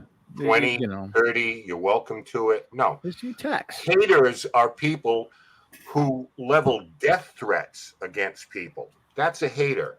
People who say that they want to kick the shit out of somebody. That's a hater. People who say, I can't wait for you to die, so I hope someone lies about you. David, that's a hater. Not picking on you, Dave. I'm just saying, skeptics are welcome. When you respond in that tense, again, we're basically talking about people such as this. This is his entire YouTube page. And I know it's probably not good because people want to go there, but look at every single one of those. He just started in October, just created this page just to come up with this. Legit, daddy's mad, busted, holy. Again, this is for the attention. This is for the likes. This is for the exposure. And none of it, it's all visceral. And none of it really comes down to, hey, we don't know. There's not an aspect of we don't know. It's definitely that they're faking it. It's definitely that they're popping joints. It's definitely that they've got a wire down their leg. And it just goes on and on and on. And it's egregious. It's horrible. Going back to what you were saying, Ken, I don't know how and why you brought up that question for Maria, and we want to get back to her about the spelling. The spirit that was translating for my mom could not spell tequila to save his life. TIQ. And it's like, no, okay. We'll just leave it at that. We know which one it is. So they're people. They're not perfect. So yeah, no, and that's my bigger point with Maria. The idea is we've all seen him do this, and after an hour, a half hour of doing this, Satori or Cody, A, B, C, D, E, F, G, like I just want to get through it, and they'll blow right past a letter, and you'll hear, the tapping on the floor, like go back. You know, I mean, we've heard this a million times where And they'll so both I know ask a letter, get a letter wrong, like whether it's tequila, and immediately everybody, oh, geez, the spirits can't spell their own names. It's like, this has all got to be false. And hey, fine. But you know, back to David, who we love Dave, and I get what you're saying, man, but like, haters are not somebody who just questions things. Here's somebody who questions things. He's one of the most freaking skeptical SOBs that I know, Tom Stewart. When he was in the group, I mean, believe me, Tom doesn't, wow. I mean, he's tough sometimes, but that's why we love him, because it's checks and balances. I'll play him something, you know, that we got, and he'll ask 10 questions, and he'll play me something, and I'll ask 10 questions, because that's the way we roll. Tom. And we've had many disagreements. Yeah. Oh God, we've had many, you know, but all respectful. The idea is we're trying to get to the same thing. Is this real? Is it misidentified on our part? Is somebody hoaxed it? Because we've been a part of hoaxes before, Tom. Oh yes, and we've had to debunk them. Oh yeah, we have been hoaxed Fall River, Mass. But Tom, give us an overview before I get to a great video here. Give us an overview, your perspective on this. Well, please. you know, like you said, I'm skeptical. I'm a very skeptical believer, but I'm also very scientific. And I've seen Cody and Satori do their knocking method 6-7 times now, and every time they did it in front of me, I got more and more, you know, investigative about it. You know, I've had my parabolic microphone on them to try and find out which direction the knocks were coming from, and couldn't determine it. They were just everywhere. We triangulate recorders around them, all the stuff that people don't see. I've literally laid on the floor right next to them with my ear on the floor. and I'm like, I can feel it, but I don't know where it is. You know, I've done all the tests that I was allowed to do around them, and it blows my mind. I mean, I've spent the past 2 weeks now just on all the social medias, defending them, going after the haters and the bullies, because you know, I have nothing better to do. And you know, my thing always is, if you haven't witnessed it in person, you really have no say in any of this. You can't just watch a few videos on YouTube and then determine, oh, they're fake. You just can't. You know, you're just being keyboard detectives. And what drives me crazy is the actual paranormal investigators who have already decided that, oh, they're fake, without any facts, without any firsthand knowledge or data of anything that happens. You know, we have that privilege because we've seen them do it many times. Sure. They've come on investigations with us where there was no reason for them to even do it, much less fake something. There was no audience, there was no money involved, there was nothing. They just wanted to help the investigation, you know, like just be another tool on the investigation. And some of the things they've revealed, I know for a fact they didn't look up, because they had no idea who was going to be in the room, and things were coming up. You know, I mean, we're pretty sure they solved a crime on one of the investigations we went on a couple of years ago. Hey, we're not going there. We can't even talk about it because it's a very personal issue to some people, but we were all just kind of blown away by what. And then it was confirmed by the person. Yeah, by the person that they didn't even know. But yeah, it was confirmed. And I'll just say real quick that there was one episode where they were, you know, one time when they were doing their method in front of me, and I was standing in the doorway of the room they were in. Everybody was in that room. I was in the doorway. And when the knocking started in the room behind me. And I physically and audibly heard the knocks go from that room through the doorway underneath me and into the room where they were standing. And that I couldn't explain. I was like, I don't know how you fake that. I just don't. There's no way they're faking this. A couple of quick stories where we asked someone, where was your former bedroom? The knocks led us through the door, through the hallway, and into the next room. I was the first one out of the room that followed the knocks. I think Julie was behind me. Maybe Mark was behind Julie. and they were bringing up the rear. Okay, so good luck with that. I think Maria was there that night too. That was the live thing. I followed the knocks away from me. Okay.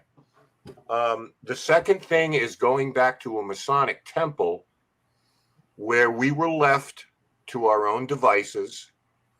The brothers who let us in, the Masons, were out in the parking lot giving us space, and it came through, "Where is Chris?"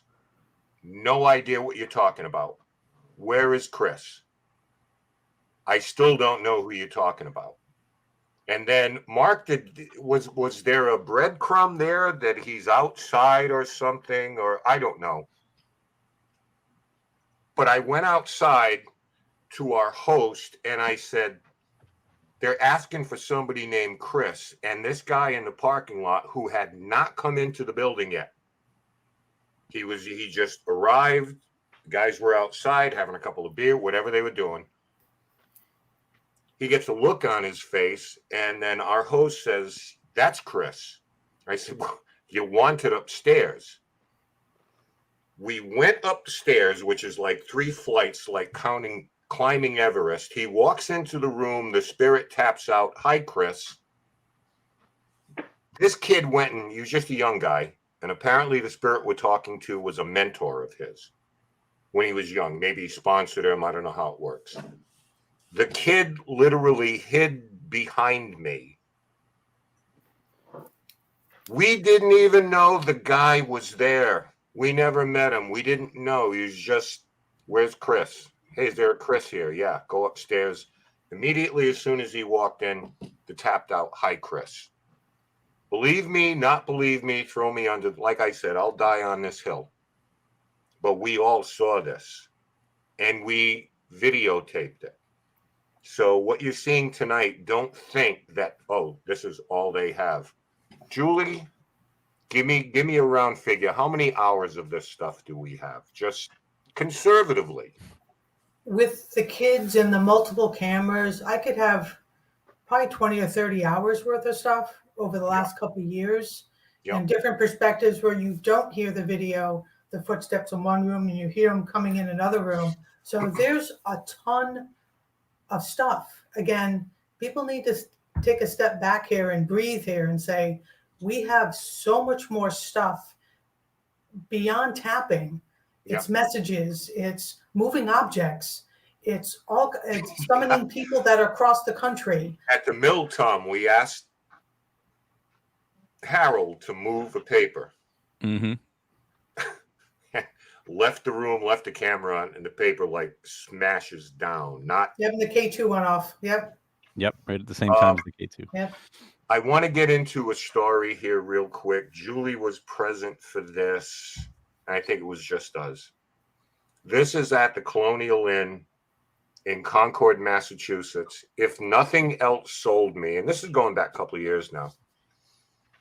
Ladies and gentlemen, it's happened to me 3 times. I have 2 of them on video. If we get to it, we get to it. But I'm going to show you one that's really cool, where my mind has been read. Now, according to them, I'm the only person that this has happened to. So I don't know if it's a symbiotic connection. Maybe Maria can weigh in on that. I don't know why.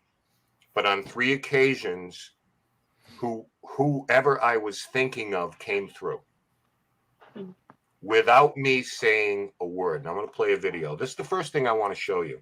This is from the Concord, Massachusetts patch. And I'm lying on the bed with my phone away from them, and I'm trying to get some information on where we are. We're at the Colonial Inn. We're in room 27, which was, I think it's the morgue, where the Revolutionary War, they brought the bodies. And you see a little paragraph on the Colonial Inn. Now, when we scroll down, they go on to another hotel, the Stanley in Estes Park, Colorado, right? Everybody knows that. Stayed in room 217. Right? Stephen King's story, he had a dream. Down the bottom, it says it's haunted by Elizabeth Wilson, a former head housekeeper, now apparently a ghost, right? I'm reading this on my phone while they're doing a different tapping method about the wife of one of the owners or something. And I'm reading this like this with my phone away from them, the audience. And I'm reading this, just trying to get some information. Short video. Just before this happens, Julie had a camera set up. This is just me on the bed. Okay, I don't think there's even any sound on this. So this is the scene. There's Cody and Satori off to the right. There's Julie sitting in a chair filming them. I'm lying on the bed in my cool Scully cap. In front of me is my phone. I just read it. They're doing something. I start taking notes. Okay, these are the questions I want to ask. This is 4 minutes long, but you need to see this. Okay, so this is what happens. So A, B, C, here it is. D, E, F, G, H, I, At J, some point. K, L, Okay. K, A, B, C, D, E, F, E. A, B, C, D, E, F, G, H, I, J, K, L, M, N, O, N? N. Ken? And away we go. Okay. A, B, C, D, E, F, They know Ken. I, J, K, L, M, N, O, P, Q, R, S, T, E. T, A, B, C, T, A, B, C, D, E, F, G, H, I, H. H, A, B, C, D, E, F, G, H, Why are you I, giggling? J, K, L, M, N, O, P, Q, R, S, T, U, V, W, X, Y, Z. I went must have went by it. Ask them if it's this. This? No. A, B, C, D, E, F, G, H, I, J, I. A- Thinks? What? Thinks? Thinks? No. A, B, C, D, E, F, G, H, I, J, K, L, M, N, O, P. N? N. Thin? No. A, B, C, D, E, F, G, H, I, J, K, L. Thinking? Thinking. Very technical. Okay. A, B, A. About? About. A, B, C, D, E, F, E. A, B, C, D, E, F, G, H, I, J, K, L, M, E, L. A, B, A. What? A? No. E, L. All right. A, B, C, D, E, F, G, H, I, J. I. A, B, C, D, E, F, G, H, I, J, K, L, M, N, O, P, Q, R, S, T, U, V, W, X, Y, Z. I like. Elizabeth. Elizabeth. I'm thinking Elizabeth. A, B, C, D, E, F, G, H, I, J, K, L, M, N, O, P, Q, R, S, T, U, V, W, X. W. A, B, C, D, E, F, G, H, I, J. With? What do we have so far? Ken thinks about Ken thinking about Elizabeth. W, I. Is it I? A, B, C, D, E, F, G, H, I, J, K, L. L. W, I, L. W-I-L. Wilson. Wilson. Okay. Ken thinking about Caroline Wilson. Caroline. I mean, Elizabeth Wilson. I'm thinking of Caroline as his ex. I'm getting so mixed up with these names right now. Elizabeth. They go on to ask, what was your job? And she spells out housekeeper. Okay. Yeah. So there's another hill I'm dying on. And Julie was there. And I will swear, listen to me, I will swear on my grandchildren.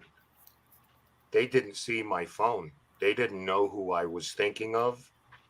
I wasn't even going to ask a question about Elizabeth Wilson, but I was thinking about, her story and everything. This woman is in Estes Park, Colorado.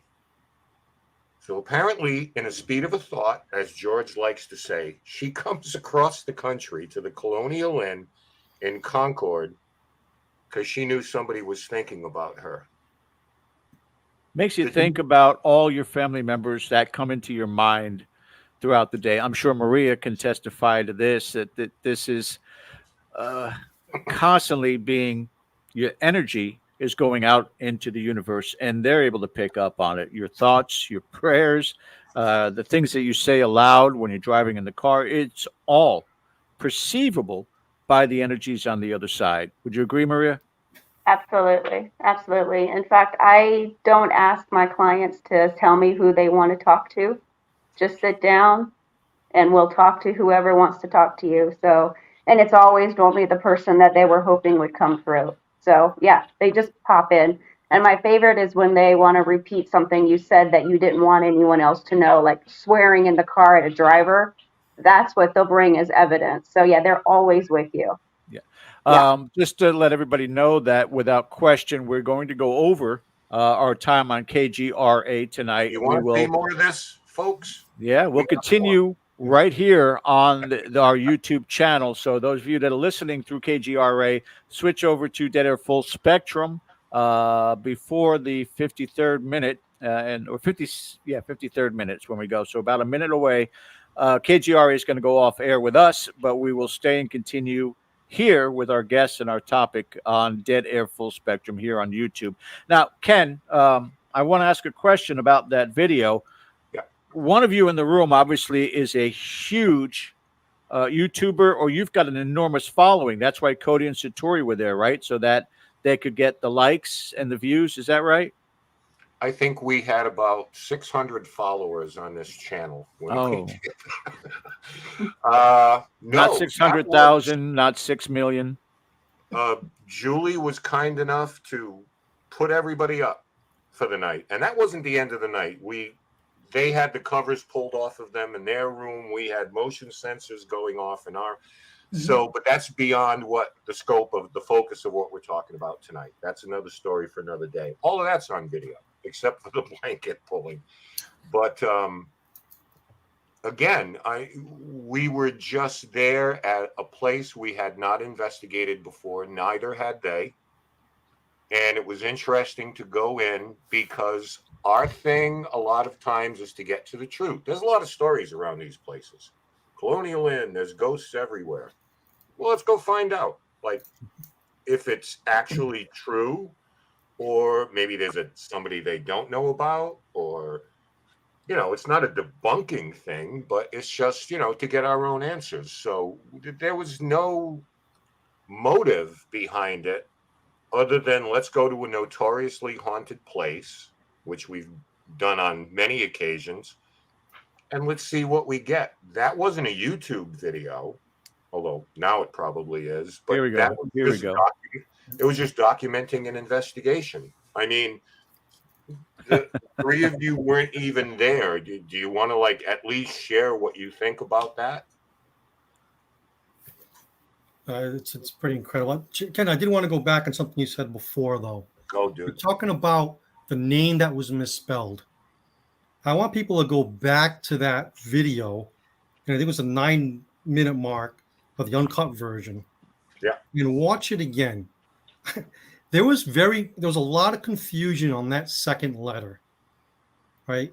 So they passed a couple of times, asked it, and there was no knocks. They went through and finally went through to the end.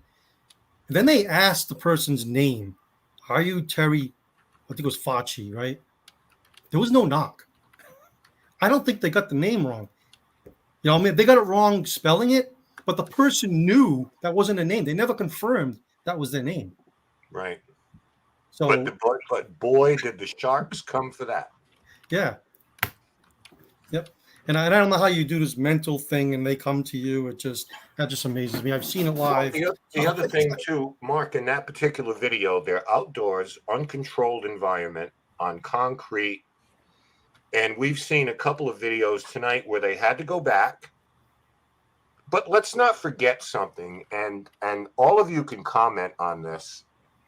When you're contacting a spirit for the first time during this method, we've been asked through the tapping.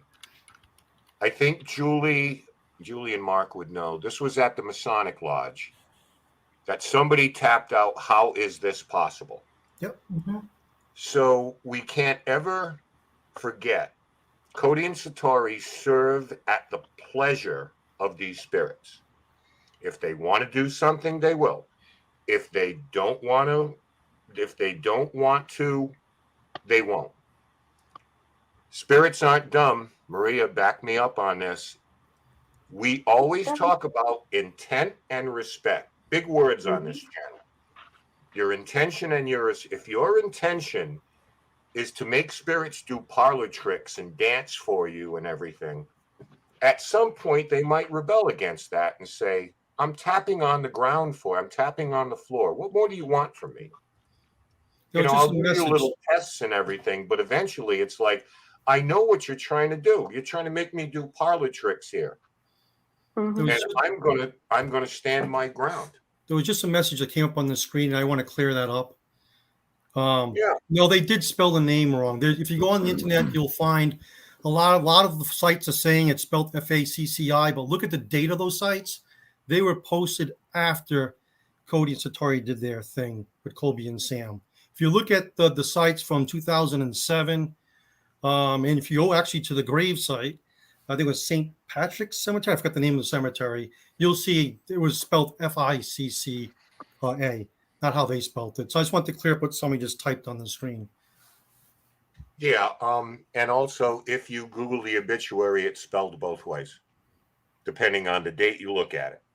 Right. If you go back to 2017, it's Ficca, but anything after them, it's spelled Facci. Right. Okay. So we've seen it tonight. They spelled tequila wrong, or somebody spelled tequila wrong. And that is my point. I mean, if you're looking for a perfect science, I'll tell you what, it's pretty close. It goes by your experiences and with Cody and Satori and doing residential cases. It's not just a misspelling, but you even have spirits who are living at the wrong address for years. Yeah. Didn't know where they were until it was explained to them that their actual home, same number, same street, but whether it was lane or street after, and redirected them, and they walked out of the house that they were living in looking for their husband for the last how many years, Ken? 20. Well, in her case, like 60. And you're hearing the footsteps go across the room, out another room to the picture window, and stay in full view of the clients, in full view of the owners who live there. This is not a rise up story. Okay. So I don't know. Wherever you guys want to go, George, if you need to sign off or if you've already done that, that's fine. No, KGRA does it on their end. I, for the most part, though, I want to get back to one important thing, and I'd love the whole panel to comment on it too, based upon their experiences. But and Maria, again, in her years doing this and being a sensitive and a psychic, when you are helping out the living, and many of the times those messages that come across, I'm okay, go on with your life, be happy, don't worry about it, things are okay on this side, I'm healthy again, whatever the story is that goes on behind it, it is parallel to almost the bulk of the messages that we get from Cody and Satori. And when there is something that seems to be ominous or malevolent in attitude, we're not going to go with the demon thing. Cody and Satori just shut it down right away. We're not even going to talk to you. We're here for the good messages. We're here for messages for loved ones, from loved ones. And it's been their go-to all the way up to them winding up on a giant YouTube channel, even doing it for those hosts. This is one message after another consistently that comes across. What's so bad about that? And people sit there and go, oh, they're pulling the eyes and the wool over. who are you to make that Taking decision? advantage of grieving families. Yes. I saw someone call it fraud today. Somebody should Oh, yeah. contact lawyers. I was like, Yeah. people are nuts. They are. They are. So I think that's it's just really my hard to statement. believe what they do. And again, until you see it in person, it's just unbelievable. There's no better way to describe it. And unless you see it in person, I think everybody has said this. You have to experience it in person to not just hear the knocks, but feel something. And I have been with Cody and Satori holding hands between them, and we continue the knocks. And even, it's weird on a funny thing where Ken says we don't want them to do parlor tricks, but at the Colonial Inn, me, Cody, and Satori were in a circle holding hands, and we had the doctor, Tim, dancing. You hear thump, thump, thump, thump, thump, thump on the other side, which I thought was really cool. He actually had a sense of humor. You know why I didn't play that? Why? Because Satori is dancing with them. And the first thing you would have heard, oh, look, she's moving side to side. So I'm not going to bother with that kind of stuff. It's never going to end. They're always going to have No. a new theory, a new thought process of how they're faking it. Like that's what these keyboard detectives do. They And just that's fine. they think they figure everything out all the time. Yep. And you know what? They, YouTube doctors are out there figuring out diagnosis and stuff. Yep. And listen, I can't stress this enough to the point that I'm starting to get a migraine. It's all right to question things. We understand it. George and I made this analogy today. If he and I lived in Idaho and we were watching these videos 3/4 of the way across the country with a couple of people who were tapping, I don't think either one of us would be like, oh my God, this is incredible. I mean, we'd be asking some of the same questions. We might even say, I don't believe it. And that would be fine. That would be fine. But this is can get so dehumanizing sometimes. But something unnecessarily. But there have been times too where I've done enough video with them. I've actually had EVPs that actually supported. We were at an old inn. I know, Tom, you were at that investigation, I think in North Kingston, and we're in the basement and they were doing the tapping method. And actually, I mark my cameras, put my hand in front when I have an EVP or I hear something. And there was an old lady that came through. And I actually, on at least 3 or 4 occasions, where I actually had an audible or an EVP supporting the knock response. Mm-hmm.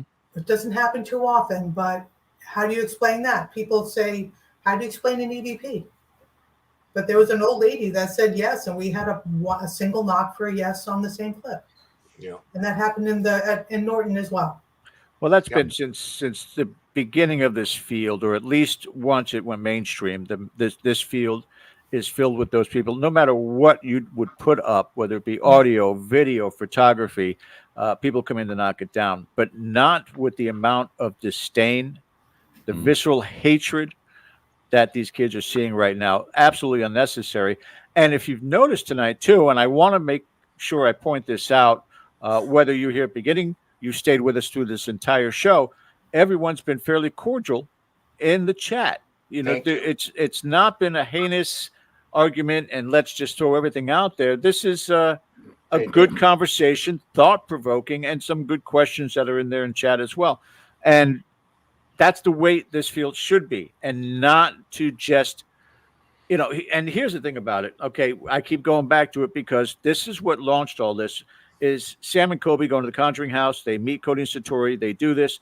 They're emotionally just shocked by everything that they experience. And then once they're out of there and they see the amount of responses back and they backed off. Well, maybe they could have faked it. Maybe they could have looked up my family. Maybe, is it possible that they did something special? Yeah. Is it possible they hoaxed it? Yeah. And I just, when you experience it firsthand, it's undeniable. And I can't ask you for a ballpark earlier, Julie. I'm going to ask you for a ballpark. Roundabout, how many people have experienced this firsthand, whether it be residential clients, commercial clients, people who've shown up at the Conjuring House while they've done these specials, the Pain House? how many people generally would you say have experienced this now? I'd say 200-300. I mean, 100 maybe in my presence, maybe a little more. Maria, probably a lot more because she was there all the time. Oh yeah. Yeah. And easy. What percentage have turned around and said, "Nah, they're faking it"? None I'm aware of. Yeah. There are those who some, doubtful, but yeah, still not convinced. But they're not claiming it to be, to my knowledge, Ken. No one's claiming it yet to be that they're manipulating all this. No. Just I want no to, answers. before I have another video that is in response to something else somebody said. I want to check in with Erin first. Erin, is there anything out there that you've marked or starred that we could, we need to address before we move on? I think we've pretty much handled everything that as it pertains to Cody and Satori. Somebody did ask the question. I'll put this one up. Okay. Ken and George, just curious, if you were strangers to them and only watched the YouTube episode, would that change how you feel / interpret? A lot of folks on YouTube don't have the profound personal experiences or know them, and that could cause extra skepticism. I've had the pleasure of meeting Cody multiple times over the years, but I wonder if I would question more if I hadn't. Which is a good question. I think we used our psychic ability when we just talked about the Idaho metaphor. You know, if George and I lived in Idaho and we saw this, we probably might not be any different than anybody else. So this is why we understand the skepticism. We're not saying, please don't ask questions. Just don't be so damn hateful about it. I mean, I'm going to open up the secret vault between Ken and I, and can tell you since day one that Ken revealed this to me, what he was experiencing, what was going on. I became the biggest pain in the ass saying, we need to get scientists in here. We need to get people of legitimate backgrounds who could go in there and test all of this. And understandably, Ken said, let's take it slow with these kids. And they were taking it slow right up until this exposure. Nobody was sitting there going, raising their arms up and going, oh, this is egregious. How dare they do something like this? And we're going to call them. We all wanted to know more. We all want to experience more. We all want to test more.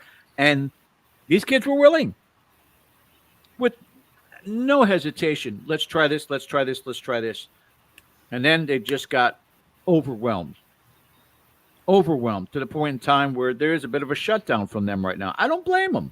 A bit of withdrawal. I mean, they're just, they're trying to protect themselves. We said this when Rob and Joe were on, George. They were doing, let me blindfold you and put headphones on. Sure. Take your shoes off. Sure. I mean, I swear to God, if we locate those videos, we'll put them up. We're not hiding anything here.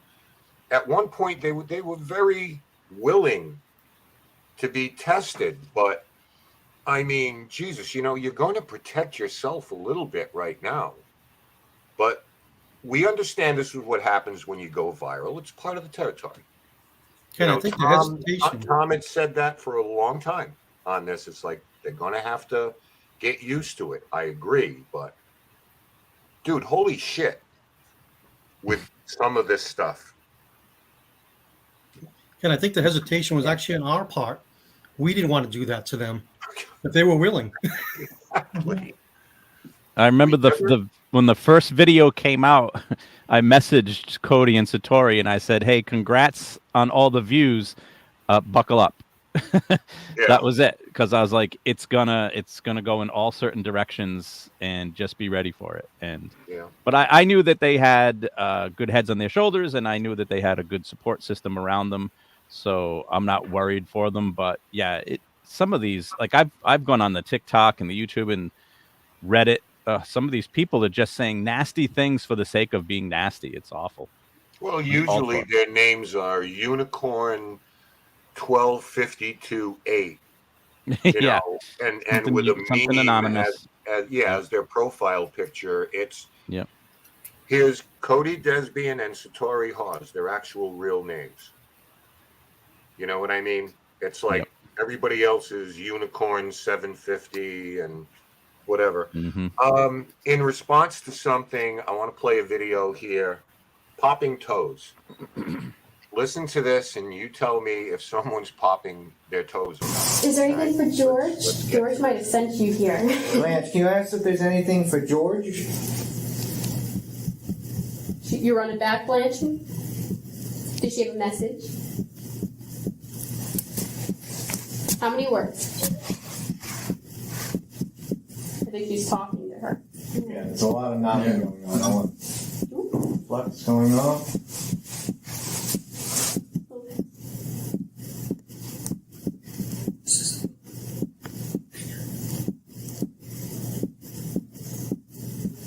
Is there a message? Boom, boom, boom, boom, boom, boom, boom. You got some special joints if you're doing that with your foot. Well, I I was mean, gonna what say is it? too. Go ahead, Aaron. I was just going to say too, and we've talked about this a little bit before, but I've had my own experience in that situation where we talked about this the other night. The spirits are talking to each other. Like they all have their own sort of distinctive sounding knock. You can tell if it's like Clara at the Payne house, or if it's someone that's, the Joe at the Shanley. Like each one of them has a different sound. And so to say that it's toes or ankles or anything, like you can't do that. It just doesn't make any sense. And so it's interesting to hear all the spirits come in the room, come out of the room, but then also talk amongst each other. And Cody and Satori are trying to get a word in, like, are you ready? But they're still having a conversation, and you can't recreate that at all. Yeah. I would like to see that Tinder profile. Single young man seeks single white woman, must be able to pop her toes, aid me in my plan for world domination. Yeah. Right? Yeah. We haven't even talked about how exhausting it is for the two of them. Yes. Yes. I mean, they get migraines the next day. They're completely wiped out. So at what point would this be beneficial for them to fake? Yeah. Bingo. Yep.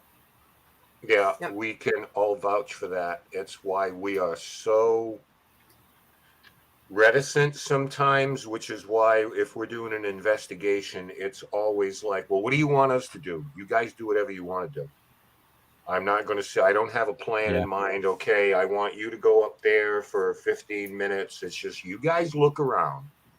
We'll send Julie with a camera, alone sometimes, not a big crowd, and just say when you feel so, whatever it is, whether it's basement, attic, floors, rooms, if you want to do it, I don't have to witness it. We all don't have to witness it. We're documenting it for prosperity. So it's just do what you feel like doing. And when enough is enough, you call your own shots. Yeah. Because we've been with them in places where people jump in. Oh, I want you to do this. I want you to go here.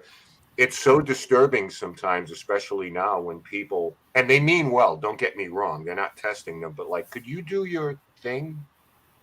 And this is where the dancing puppets come in a little bit. And they were always so willing. Sure. So if they kind of disappear for a little while, don't think for a minute they're hiding from the detractors because they've been caught. That has nothing to do with it.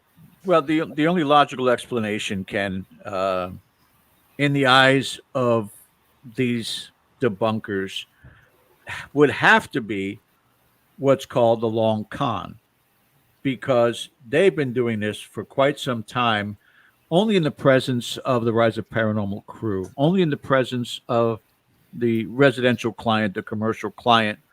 No Ghost big, hunters. well, ghost hunters too, put them into somewhat of a spotlight, but it still wasn't even remotely close to what happened last month once they got on this immense monstrosity of a social media platform. And all of a sudden, everybody's talking about this conspiracy and what it is that they're pulling off. And yet, for years, they were doing it very silently, very personal, very private. But then they did all this, and it was all a long con in that plan and expectation that they were going to wind up on this show. They were just going to happen to be in the right place when these kids came in with their 11 million viewers or however many they have, and be able to make the success of what it is that they're. Come on. I mean, seriously, wake up, guys. Like Tom said, buckle up. Yeah. The tough part about all this is all of this overshadows what great paranormal investigators they both are. Knocking method aside, they're excellent investigators, and now they're just stuck in this never-ending circle of this knocking method, and it's really just another tool that they've always used while investigating. It's not the only thing that they're capable of on investigation. They're excellent. No, it found them, and it's like they'll be back, but they need some time. Yeah, they'll be back. They're not going to disappear. I mean, we know for a fact it's like we just want to do cases and help people, and we don't want it videotaped. We don't want this, and I'm more than happy to honor their wishes. Good for us. Yeah, let me finish with this, Ken, and again, my concern since the beginning, since you and I talked about this and your first exposure and then my first exposure, having a chance to see them, talk to them, and work with them, even if it was through this screen, and do the miracle things that they do. They've helped a lot of people be able to connect again with loved ones. A lot of people, both willing and unwilling, both suspecting and unsuspecting, at these locations, and all of a sudden someone shows up. Family members of yours, Ken, family members of Julie, family members of basically everybody that's part of Rise of Paranormal. Yeah. And what if tomorrow it stops because of this? What if tomorrow they have a meeting, whether it's with them or their families, and they just say, you know what, we're done. It's a loss to this. It's a loss to everyone, because we don't know who else can or will do this now based on this exposure. And to what harm are we talking about at this point in time? Not saying that any of it is made up or any of this is manifested. They're creating it. But it legitimately, in our experiences, shows that they have connection with spirit. And it's all kind. And it's all caring. And it's all phenomenal messages. There's nothing that is manipulating the individual. It's making them connect to their loved ones. And what if tomorrow they just say goodbye?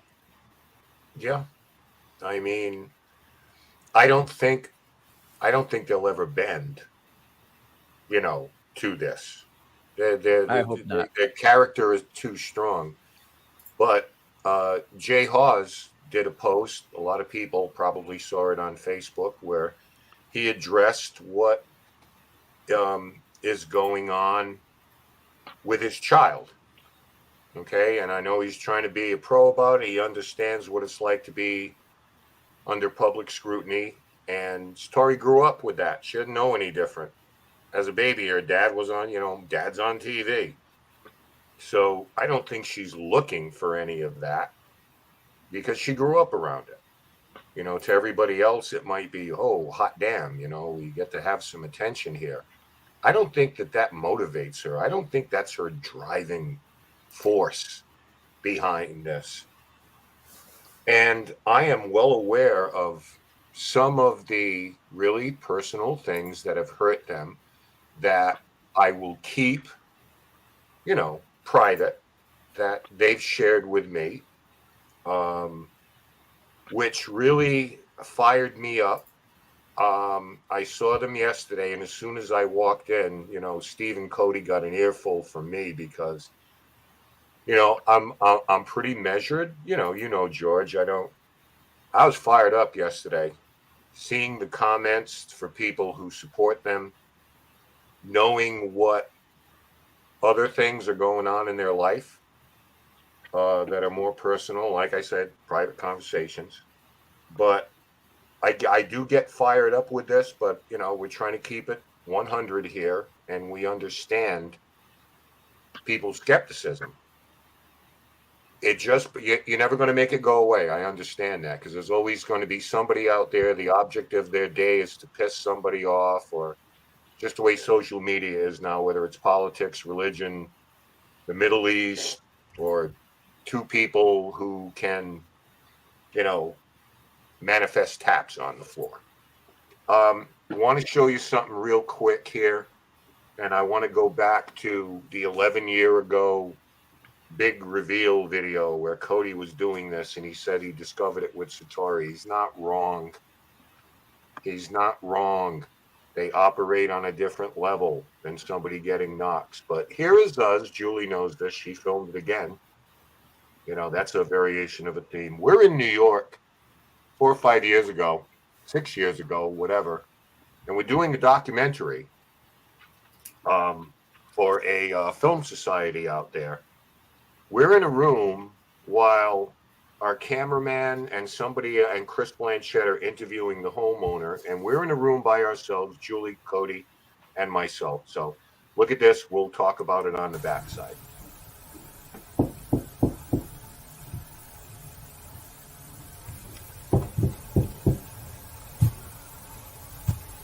Sounds further away. Yeah.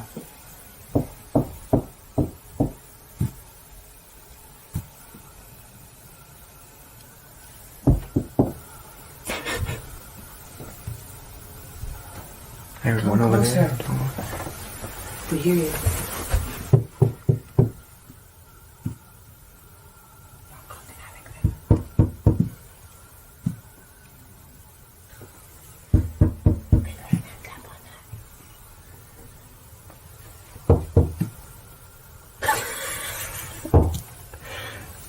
It's too close.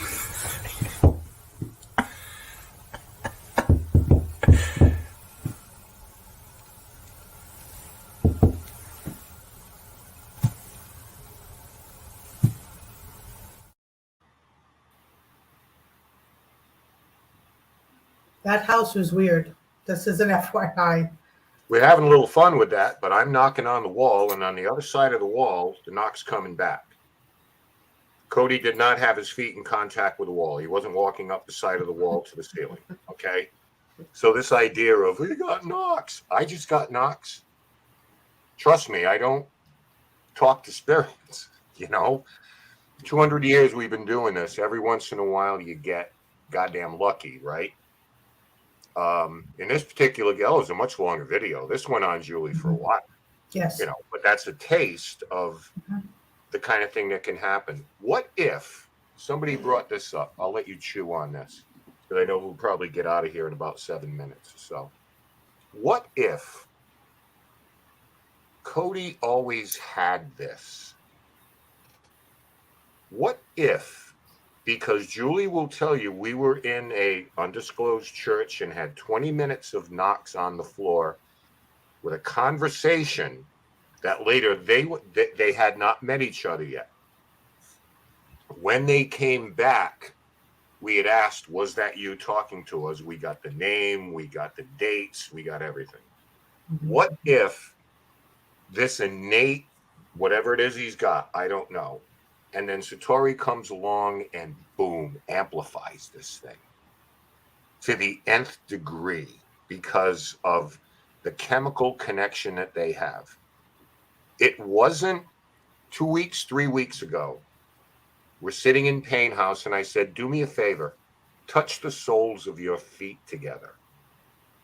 And, you know, look at me like, you know, Ken's lost it again. So they sat back in their chairs. They touched the soles of their feet together. Nothing. As though they were insulated. As soon as she touched his knee, the knock stopped on the floor. There might be more science to this than magic. I've always said this isn't magic. The brain has synapses. There is an electrical circuit that runs through us. Okay, for whatever reason, Their circuits connect. This is how they can pet dogs without touching each other and the knocks start, or a third person can join in with no ability at all when the knocks continue. There's a circuit here somewhere. Okay, it may not be as magical. You know, the magic part is like not knocks, but like connection with the spirit world. Okay, you got me there. You know, I don't have anything for you, but there may be something in the realm of science that aids and abets this, is what I'm saying. Oh, I know. I did a test with Satori at that inn several years ago, and I could feel like small electrical currents going between us. So did Scott Higgins. Yep. Well, I didn't. That's strange. There is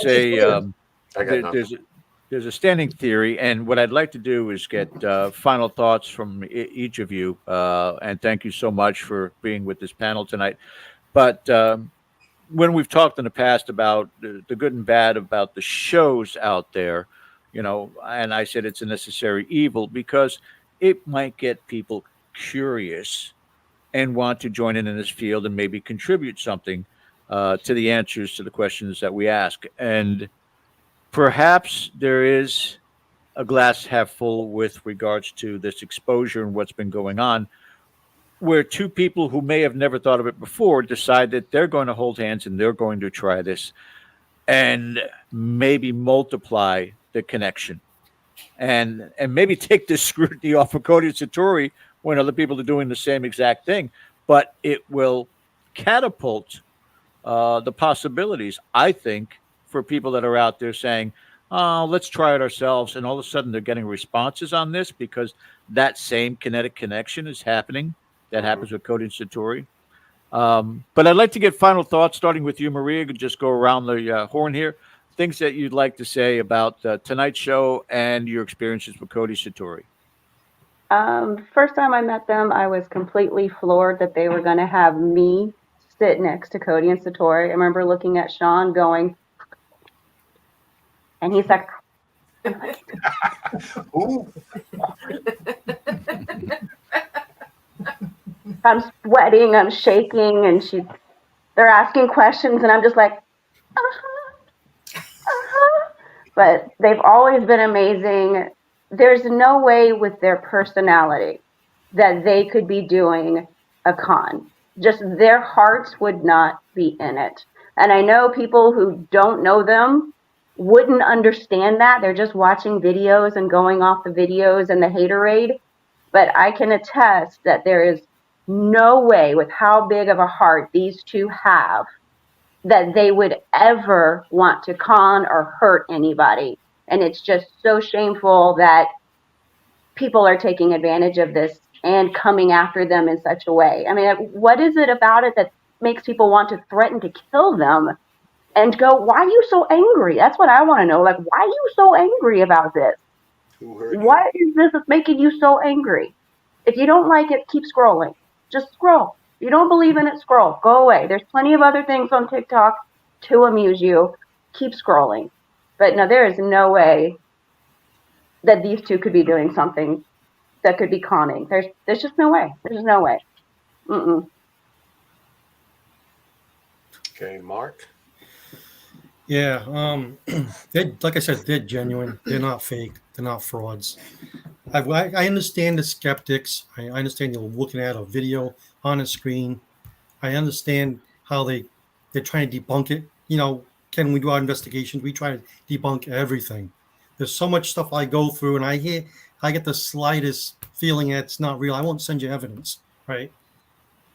This is real. I just can't explain it. You have to be there. You have to hear the sounds going around.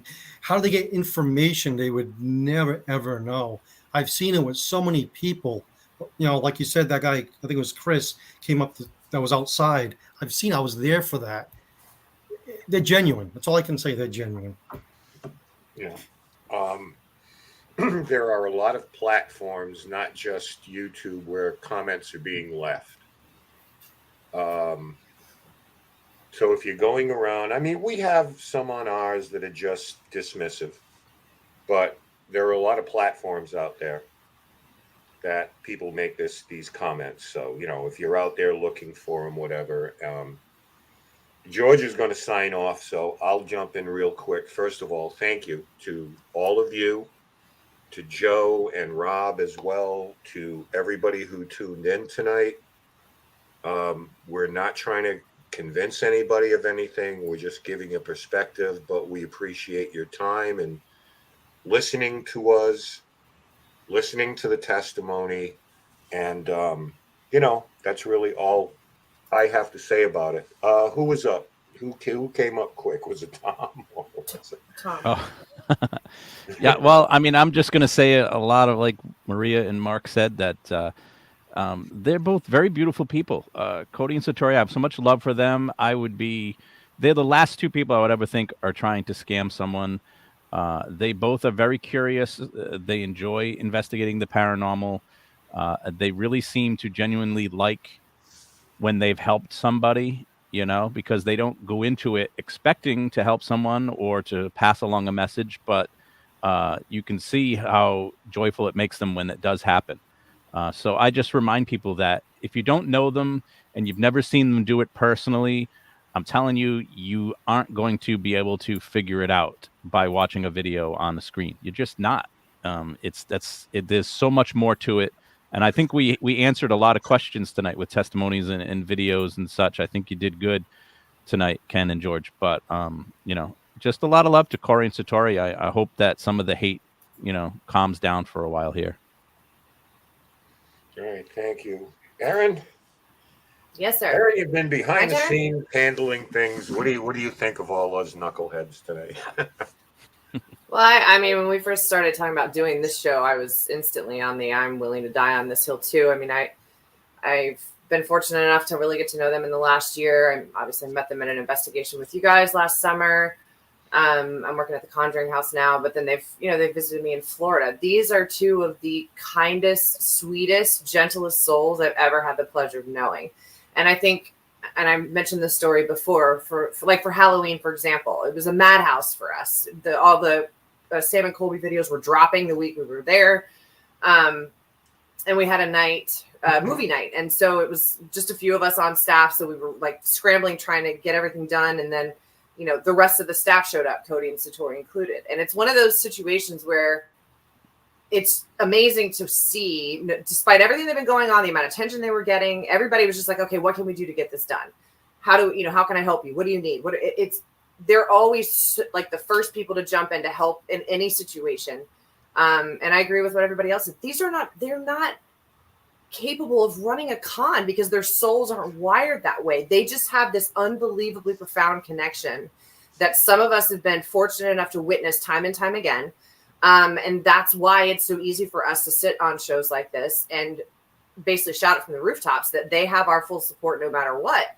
And I think tonight's show was great because obviously we were expecting a lot of, you know, trolls and we didn't have any of that. We had people with questions. We have skeptics. We had people that had seen the videos and came into the show as non-believers, but then have flipped to the other side. But it's not because we're trashing the detractors and we just are here to support them as our friends and to try and show through personal experience videos that you guys have captured that people haven't seen, that this is a real thing. But it's not something that you can watch it on the screen a million times, right? But until you see it in person, it's really hard to wrap your brain around how special this truly is. Mm-hmm. So that's what I have to say. And Jules? Kind of the star of the show behind the camera tonight. I know. Everything everyone else has said. I mean, they're the nicest people in the world. And I'm honored that we're all friends here. And that friendship's not going to change, even though a few more people in the world may know who they are now. But what we've seen and experienced, I've investigated with Cody for 7, 8, 9 years now. Cody hasn't changed. He's still Cody. Satori's awesome for the year or so that I've known Satori. Nothing's changed. They have a gift. It's that simple. They have a gift, and I don't think they know what to do with it. They don't and I have more questions now than I ever have doing this. So pretty much that's it. I'm honored to be able to see them in person because it's truly a gift. And so many people, and again, we're all saying it, until you see it, it's really, really hard to believe it. There is a reason why hit movies have sequels, success, and money. And so every single one of these YouTubers or social media platforms that simply put the words Sam and Colby and now Cody and Satori, with there's 11 million viewers on the one channel, even 1% of that is going to pull in revenue for these individuals. They know what they're doing. They're influencers, and they are going in the direction that they think is the best way to go to get those views, to get those likes. I challenge you, if any of you have watched tonight or are watching post show, is continue the challenge, but do it in such a way to say, for one, my goal is at some point in time to be there with Cody and Satori. Don't give up, Cody and Satori. Don't stop doing what you're doing. We are going to question it. We're going to challenge it because that's what we should do. But every time you see those people making threats in your thread of comments, fire back at them. Say, that's not what we're doing here. That's not why we're challenging this. Don't make final decisions that it's fraud and it's fake and you don't know. You can make all the suppositions, you can make all the what ifs as you want, but until you experience it firsthand, there's no way, shape, or form that you can have the full experience on your computer screen. That's all I have to say otherwise. And Ken, if you want to take us out. Yeah, again, just thank you to everybody who contributed tonight, both in the studio. Love you all. And those of you who hung in with us, I know the numbers were completely off the scale. You know, 1,800 people were viewing at the time. All of you who contributed in chat, those of you who asked questions, and I'm going to echo what Aaron had told us before. Thank you so much for framing them in a way that was respectful and inquisitive. I mean, we have no problem questioning, as George said, and we certainly have no problem having a dialogue. But, you know, we're not here for the attention. And after this show tonight, we're going to move on to a show next week that will have nothing to do with this particular subject, you know. Like, they're going to move on, we're going to move on, but there was so much being said and done. We felt we owed it to them. We felt we owed it to ourselves based on our own experiences to just come forth with a different perspective. So with that, again, thank you for your contributions tonight, for your understanding and wonderful questions, and phenomenal. Thank you so much. Rise Thank Up you, guys. Paranormal. We're Thanks, guys. And again, we're always around. don't go away, you guys, on the panel. Just stay with us for just a second. Let's wrap it up here. Yeah, tune in next week where Ken is going to channel Christopher Lloyd. It'll be an interesting show, to say the least. Oh, just try to stop me. Thank you guys so much again. We really appreciate it. For all of our new viewers, thank you for stopping by. I hope to see you again real soon. Have a happy Thanksgiving. Happy birthday to Satori 2 days from now. Happy birthday to Maria tonight. And thank you guys for watching. This is Dead Air Live on the Dead Air Full Spectrum channel. Take care. Good night.